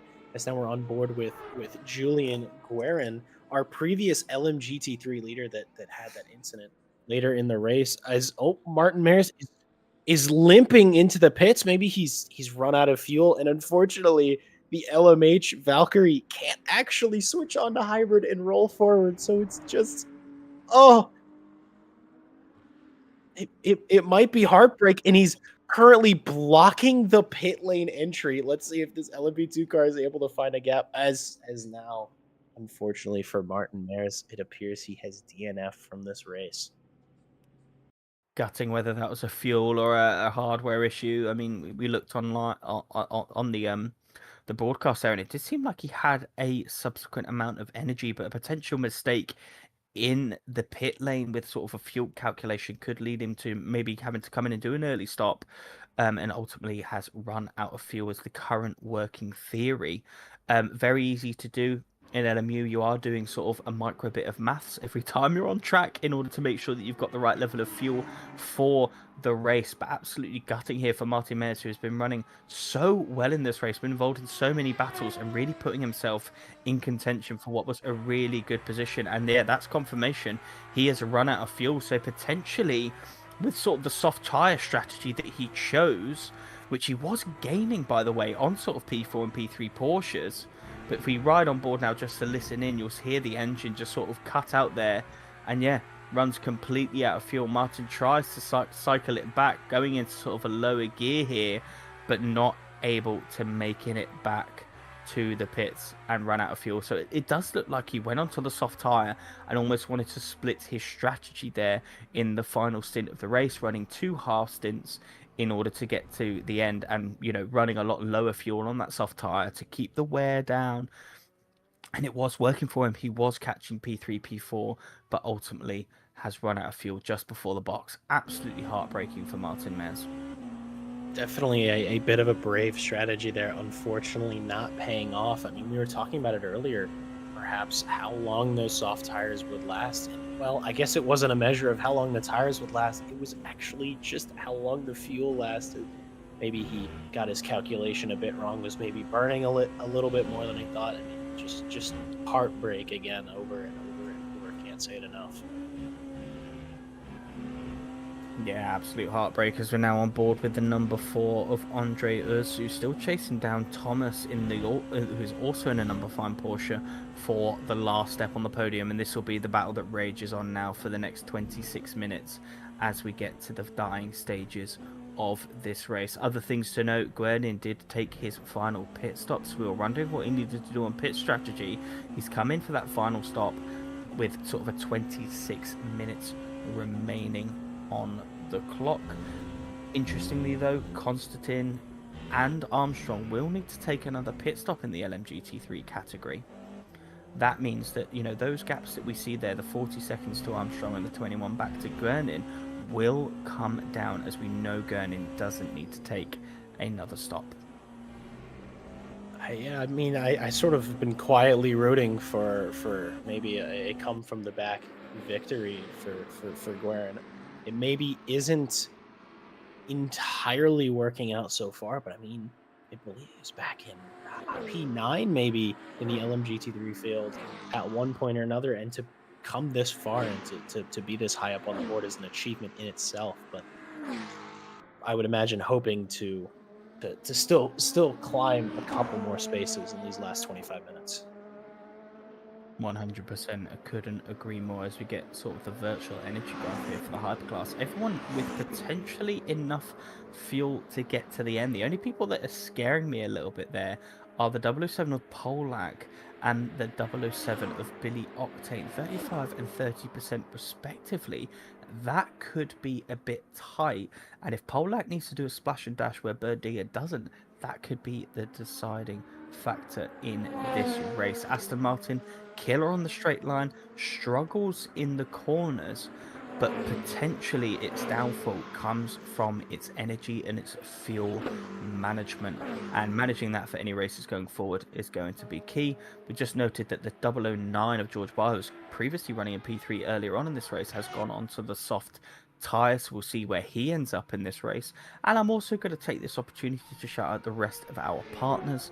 I've already previously spoken to you about Ready Set Sim, Moser Racing and Coach Dave Delta, but Green Man Gaming is also an incredible partner here on RCI, where you can buy games and keys for the top game titles at a fraction of the cost. From the newest games on the market, or the newest sims on the market like AC Evo or even LMU, to some gaming masterpieces like Red Dead Redemption 2, The Witcher 3, you will struggle to find a price that beats Green Man Gaming.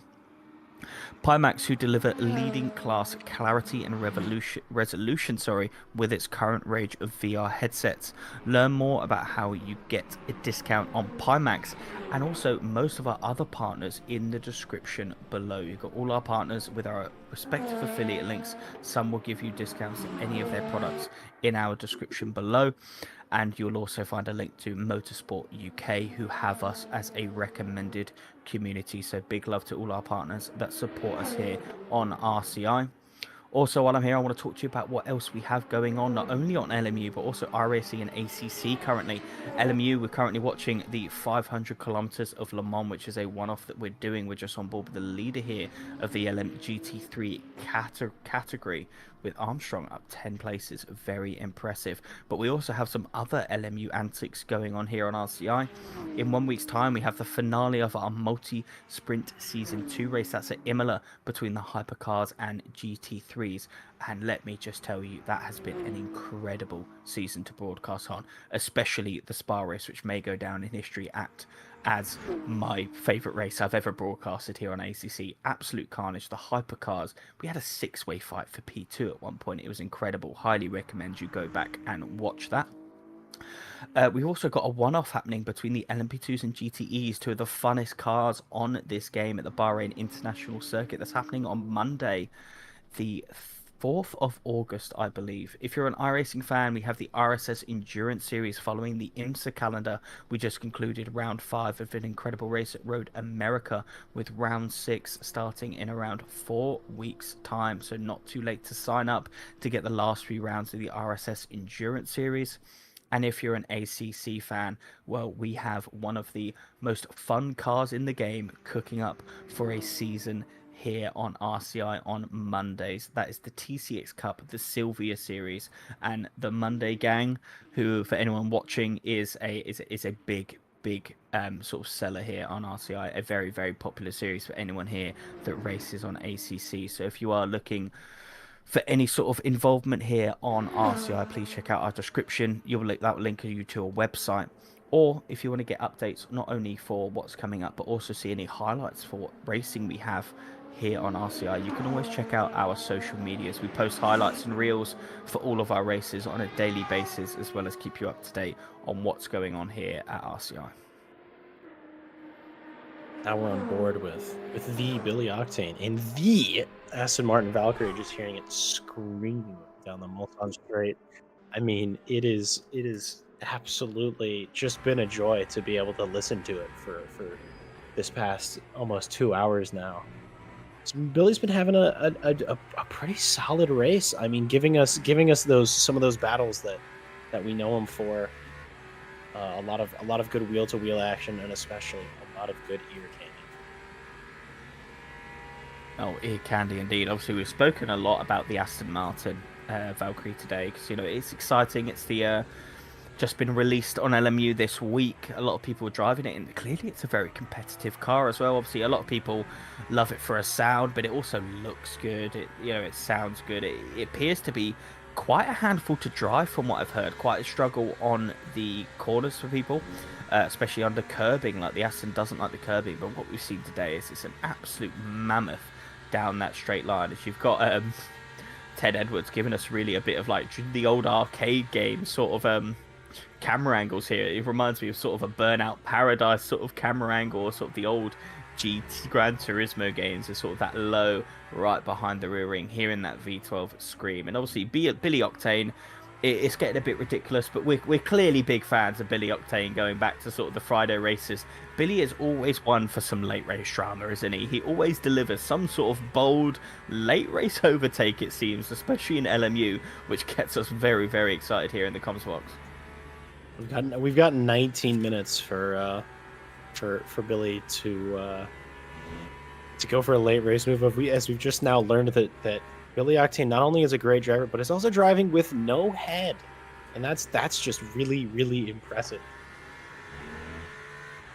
It's just a man with a couple of arms and no head, apparently. There, a very interesting camera choice here by Ted Edwards, as we see headless Octane driving the V12 Aston, and you can't hear him, but Ted Edwards is absolutely cackling right now at the thought of Billy Octane with no heads. Obviously, we know Billy outside of sort of racing and RCI, and Ted's especially close with him. So headless Octane has clearly made Ted Edwards have a bit of a giggle, and I believe he is actually catching that number 6 Porsche of Daniel Crimson up ahead with 18 minutes to go. Last lap Octane could make an appearance again here today, Jack. Yeah, I mean that's always what we're hoping for, is a little bit of late race drama. It always gives for an exciting finish. We've had some fantastic racing, and I think there's still more to come. I mean, right now, Billy Octane is closed, about almost 3/4 of a second on Daniel Crimson ahead. The gap now down to well, it was at 2 seconds. Now it's down at 1.8. Is that Valkyrie with its massive straight line speed just starts closing in just ahead. We've got Crimson. I'm sorry, we've got Ursu chasing down the other number 5 Porsche Penske car for the 4th position, and hopefully that gap's been ebbing and flowing a bit, but hopefully we'll see a battle from that soon. Yeah, absolutely, especially for a position there for the bottom step of the podium in the hypercar car, so I can imagine that will get very spicy in this dying stage of the race. It just seems like they're both absolutely locked in when it comes to pace. I mean, like, Ursu might close up a little bit, but then make a little bit of a mistake and drop back, and Thomas just able to sort of fend off that pressure that Ursu is giving him at this stage in the race. Whereas, we're still on board with Billy Octane and a Daniel Crimson battle that will be brewing shortly. Billy Octane gains that massive advantage down the straight, but as soon as we get into the braking zone and the cornering, you could just see the Porsche get a little bit of legs there. It was 1.8 at the start of the Mulsanne. We're coming into the end of the Mulsanne here, and prior to the braking zone, it was still 1.8 seconds. So that's clearly just sort of the ebb and the flow of these two cars, where the Aston absolutely bombs it down the straight, gains a bunch of time under braking and through that sort of initial chicane stage, and on exit the Porsche is just able to maintain that gap. Yeah, we'll see. Really, I think the biggest gap we've been noticing all day is rather ironically through the Porsche curves, where the Porsche seems to be possibly the strongest car in the field, as hopefully Billy Octane doesn't get caught up behind that LMP2 traffic for too long. It seems like maybe he lost a little bit of time, as now we're on board with the Porsche on Porsche action just ahead.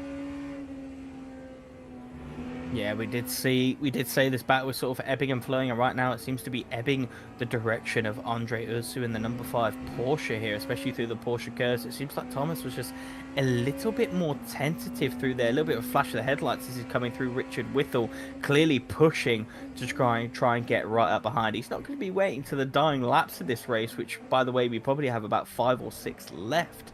He clearly wants to push and get this done early on to ensure that he maintains that position and no sort of funny business happens. But Thomas is really soaking up this pressure very, very well from Andre Ursu. Bearing in mind, these guys have really been locked in some sort of battle, in and out of some Astons coming and going in this battle for what has really been over half of this race here. They both know where each other are strong, where each other are weaker on the racetrack, and it's really about just picking your moment to attack or defend as we sort of close towards the last 15 minutes of this race.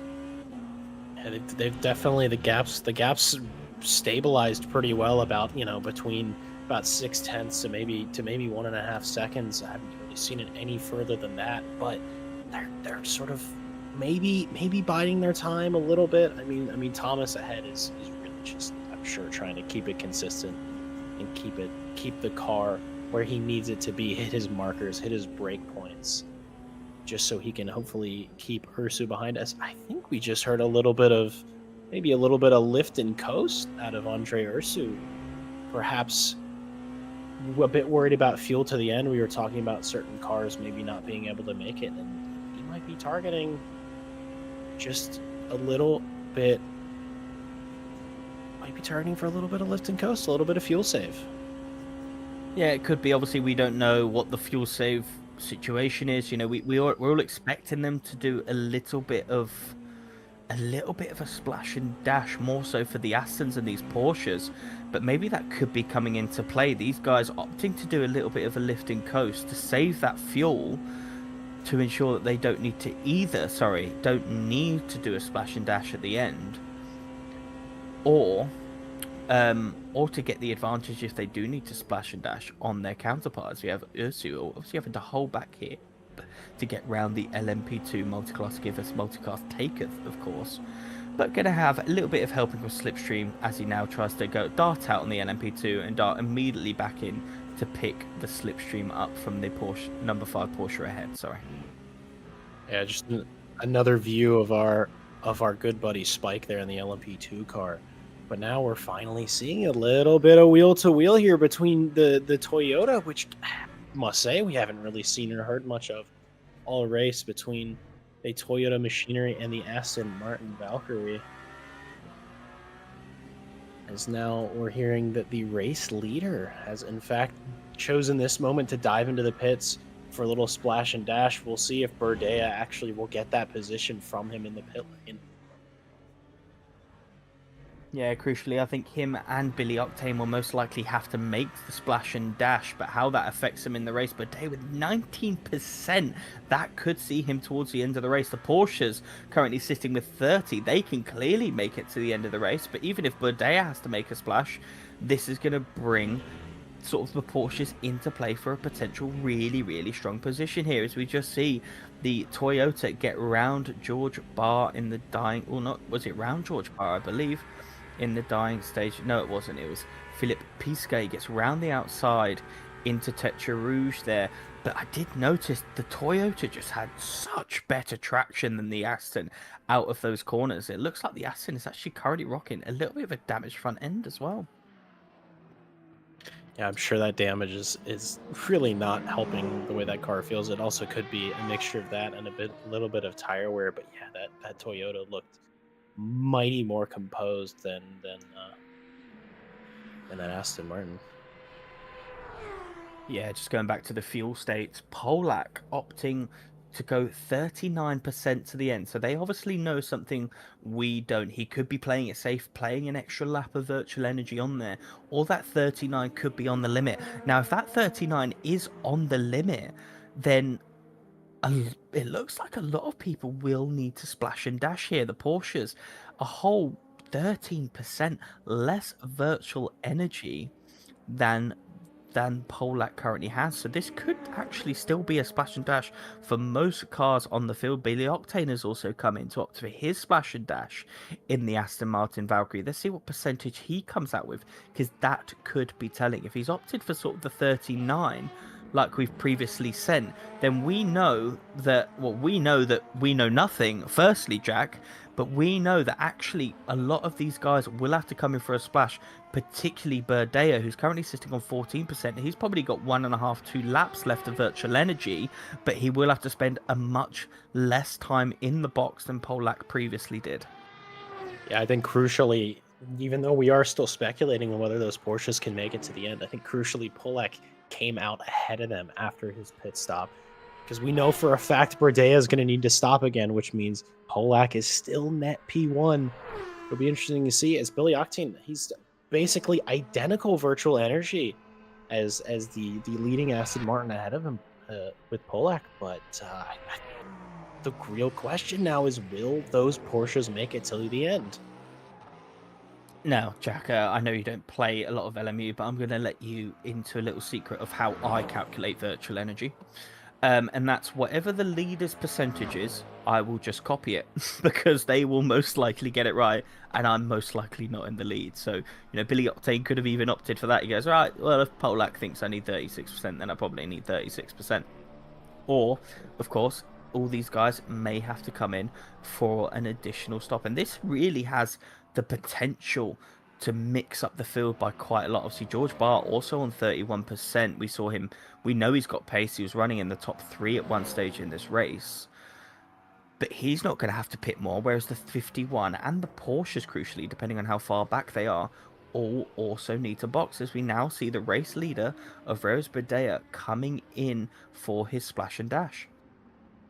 That just means that Marek Polak is going to regain the lead again. I mean, he's drove a pretty dominant race for these 500 kilometers so far, and I mean, a little bit of ebb and flow, a little bit of race strategy, but it seems like he's got everything right so far. I mean, I only hope that he can keep it together for this last 8.5 minutes. Yeah, absolutely. The last thing we want to see is a man who's been absolutely dominating this race makes a crucial mistake that could see him lose this well-deserved lead.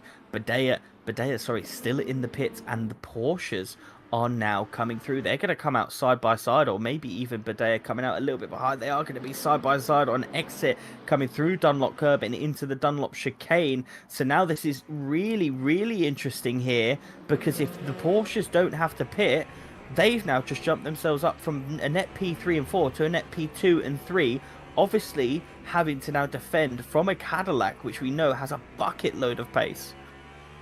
Yeah, it's definitely worth mentioning as well that that the two Porsches have been lifting and coasting. So hopefully, maybe they have their fuel right, maybe they can push, but we know Bordea is going to give it absolutely everything. So I think these two Porsches might be a bit vulnerable.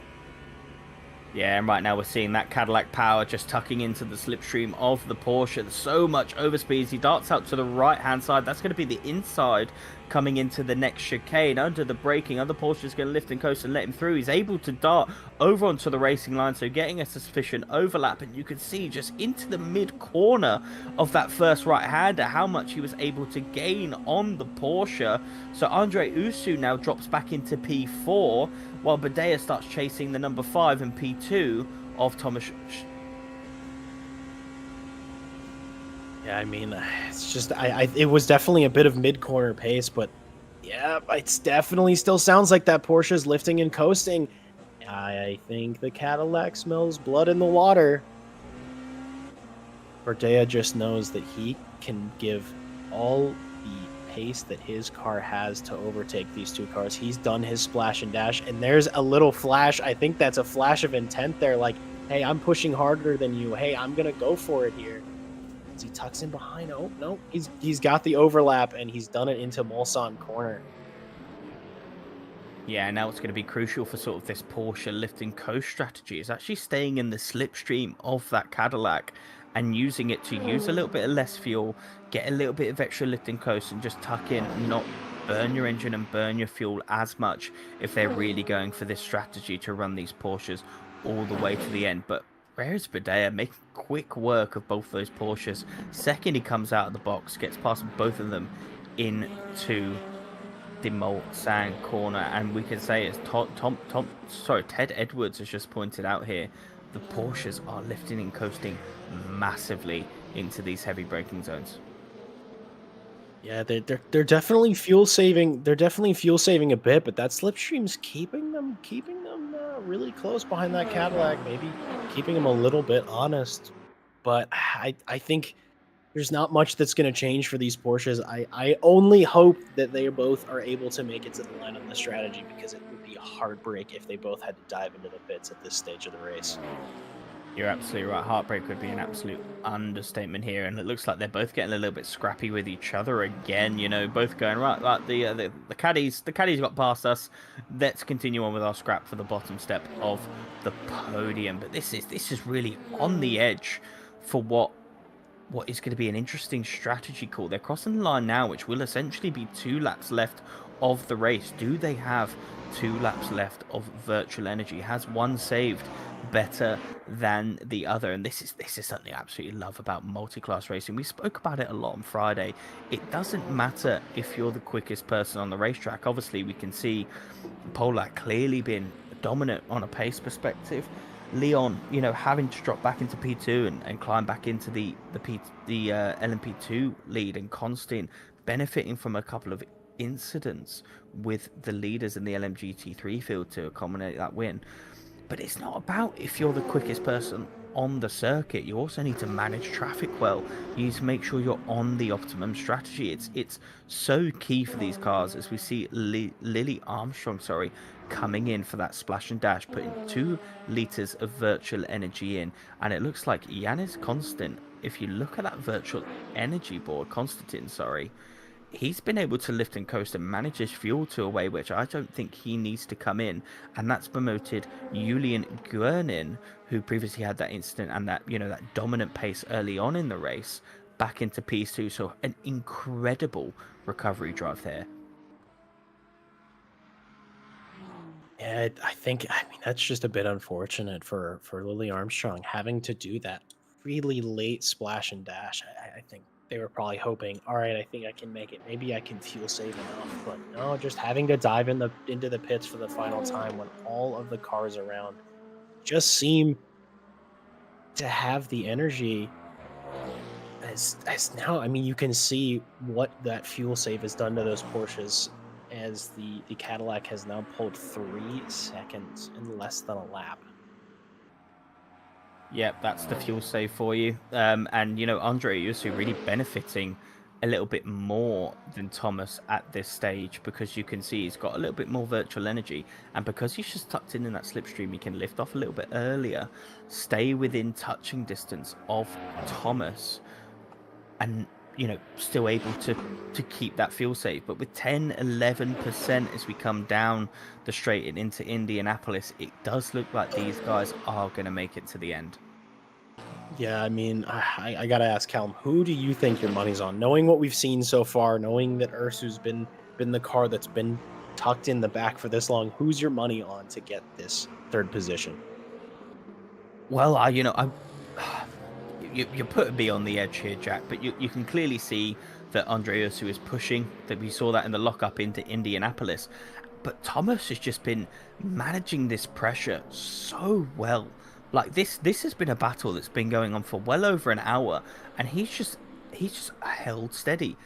You know, had an answer to everything that Ursu's brought up to him. He's just been able to keep it clean, keep his lines, and manage it really, really well. So my personal money here is for Thomas to hold this position. I mean, it's closer than it's ever been right now between these two coming through the Porsche curves. But if from what I've seen from the past hour is anything to go by, Thomas is more than capable of soaking up this pressure. All he needs to do is get through one more lap of this racetrack, not make a single mistake, and I think this is all his as we now go through the four chicane for what will be the second to last time onto the final lap of the race. Both drivers don't box. They've got enough virtual energy to the end.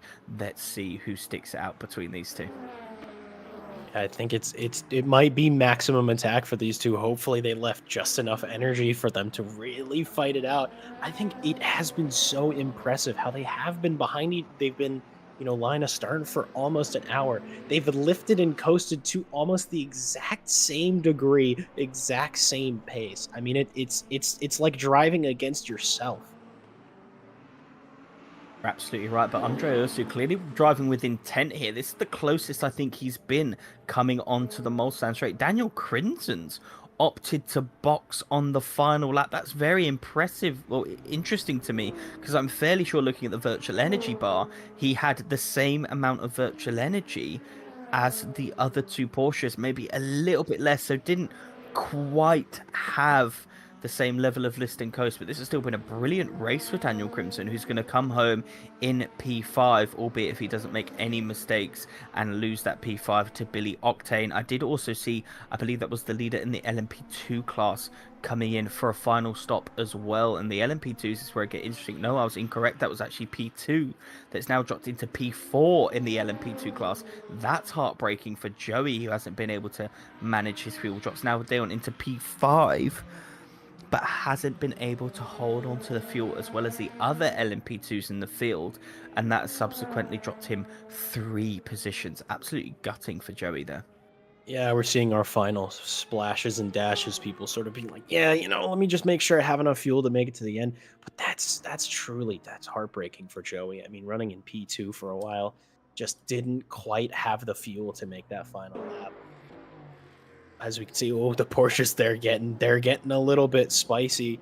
Thomas holding the inside line through Mulsanne corner. I mean, it's everything. A little bit of contact between these two. These two are going to give it everything all the way to the checkered flag. I mean, they've sort of been mentally. I'm sure they've been mentally preparing themselves for this lap for probably the last 15 to 20 minutes, knowing it's going to come down to this.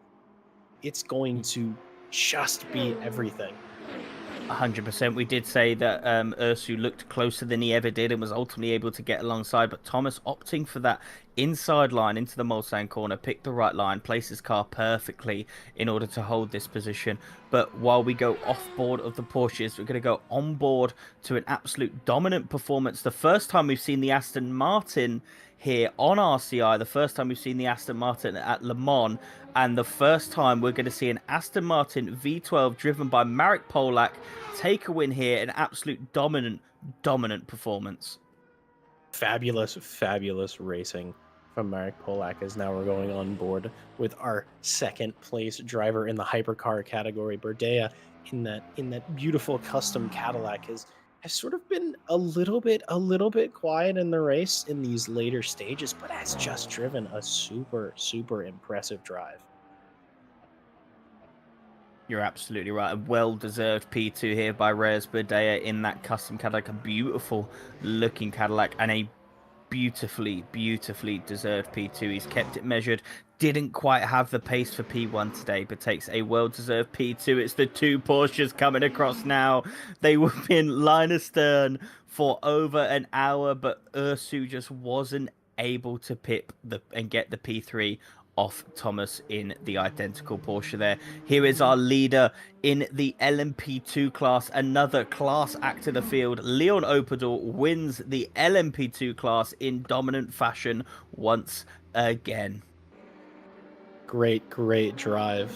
Super job from Opadel to just get that done, as now we're on board with Mikael Sundstrom getting ready to cross the line for a P2. Well deserved. A really strong performance. A lot of overtaking, a lot of racing, as now here comes Spike, driven by Lillian Duvall, just getting ready to hit that final step on the podium. A great P3. Always a good day when you can stand on the podium. 100%, and Lillian Devold actually had an incident early on the race, if you remember, so to get back to P3 was an incredible achievement. But here he is in P1 in the LMGT3 class, a incredible win, kept it consistent, kept it on the road, and in that lovely custom BMW, it's Yanis Konstantin who wins the LMGT3 class at the 500 kilometers of Le Mans. Just shows that maybe you might not be the fastest person on track, but if you keep it between the white lines, you can still get a win, as Julian Guerin just drifts it on the final corner. A little show of fun there. P2, obviously not necessarily what they were looking for, but what a fantastic recovery drive from falling back so far midway through the race. You're absolutely right, and it always pains me to see a controller driver come through in a good position, but we know Lily Armstrong, we know how incredible he is on that gamepad. Lily Armstrong, a well-deserved P3 at, I believe, its first time ever driving the Le Mans circuit. First, well, not the first time in the BMW, but it looks like he was really limping, so maybe kept the fuel levels at an absolute minimum as he was crossing the line. Ryan Becky, another RCI regular, coming back in P4, also in the BMW. Really, really great racing from a lot in the LMGT3 category. It was a lot of shuffling of the order. It was a lot of strong driving. It was a lot of wheel to wheel as Rybecki crosses the line in fourth position. Yeah, and Richard Whittle is the last man on track in that car guy Kessel Racing Ferrari 296. He's going to cross for a well-deserved P5. Richard Whittle is really coming into his own here on LMU. A very, very well-deserved P5 there. Looking at our YouTube chats, a few GGs coming in. Daniel Crimson there with a brilliant drive, also saying GG in the chat. I can see a lot of people already messaging in our Discord chat saying GG to a few people and congratulating. But wow, what a race we just had there. I mean, that was just fabulous. As now Ted Edwards is going to pull up our race results in just a second. Fabulous racing. Yeah, so just to run through the quick race results, Marek Polak in the Aston dominating to take the win at the 500 kilometers of Le Mans. He was followed by Reres Budea and Thomas Smeatat. Forgive me, Thomas, if I've absolutely butchered that, taking P3. He was locked in a fight with Andre Ursu, followed by Daniel Crimson, Billy Octane, George Barr, Martin Vesley, Andre Skladsky, sorry, Philip Piska, Martin Mayers, and Ryan Gill. Obviously, a few DNFs in there. Only 10 cars crossing the finish line. In our LMP2 category, it was Leon Opadal with a dominant performance. Had to work for it in the LMP2 category. Definitely had to work for that one to claim the P1. Mikhail Sundstrom with brilliant fuel management comes home in P2, with Lillian DeVol fighting back from an early incident on lap 2 to claim P3. Tom Sipstion, Joey, who just didn't quite get his fuel right and had to do a pit stop at the end to get P5. Daniel Durat, Sami Kailak, Martin, and Milan van der Velken rounding out the top 10. Matsutoshi Kaneko rounding out the top 10 there, with only a couple of DNFs in our LMP2 field. And finally, our LMGT3 field, Yanis Konstantin in the BMW taking a well-deserved, consistent win with Julian Gurnin. That costly mistake into Indianapolis taking the win from him, but an incredible recovery drive to go back to P2. Lily Armstrong, fastest hands in the West, coming home in P3, followed by Rybecki, Richard Whittle, Nils Janssen, Damien Yo, Adam Lars Janssen, and Rob Franken rounding out the top 10, with Craig Lua being the only other starter in this race, with only 4 DNFs in the LMGT3 category. So, I'm quite sad it's over, to be honest, Jack. What do you think of that sort of first trip that we've just had there to Le Mans here on RCI? I mean, I can say personally, I hope most people would agree. That was fantastic. That was a really, really enjoyable 2 hours, 10 minutes, 500-kilometer race. I mean, great to be in the comms box getting to watch everything, and especially imagine just anyone watching the stream, anyone doing anything, just watching these world-class drivers go wheel to wheel on one of the most famous circuits of all time. You're absolutely right.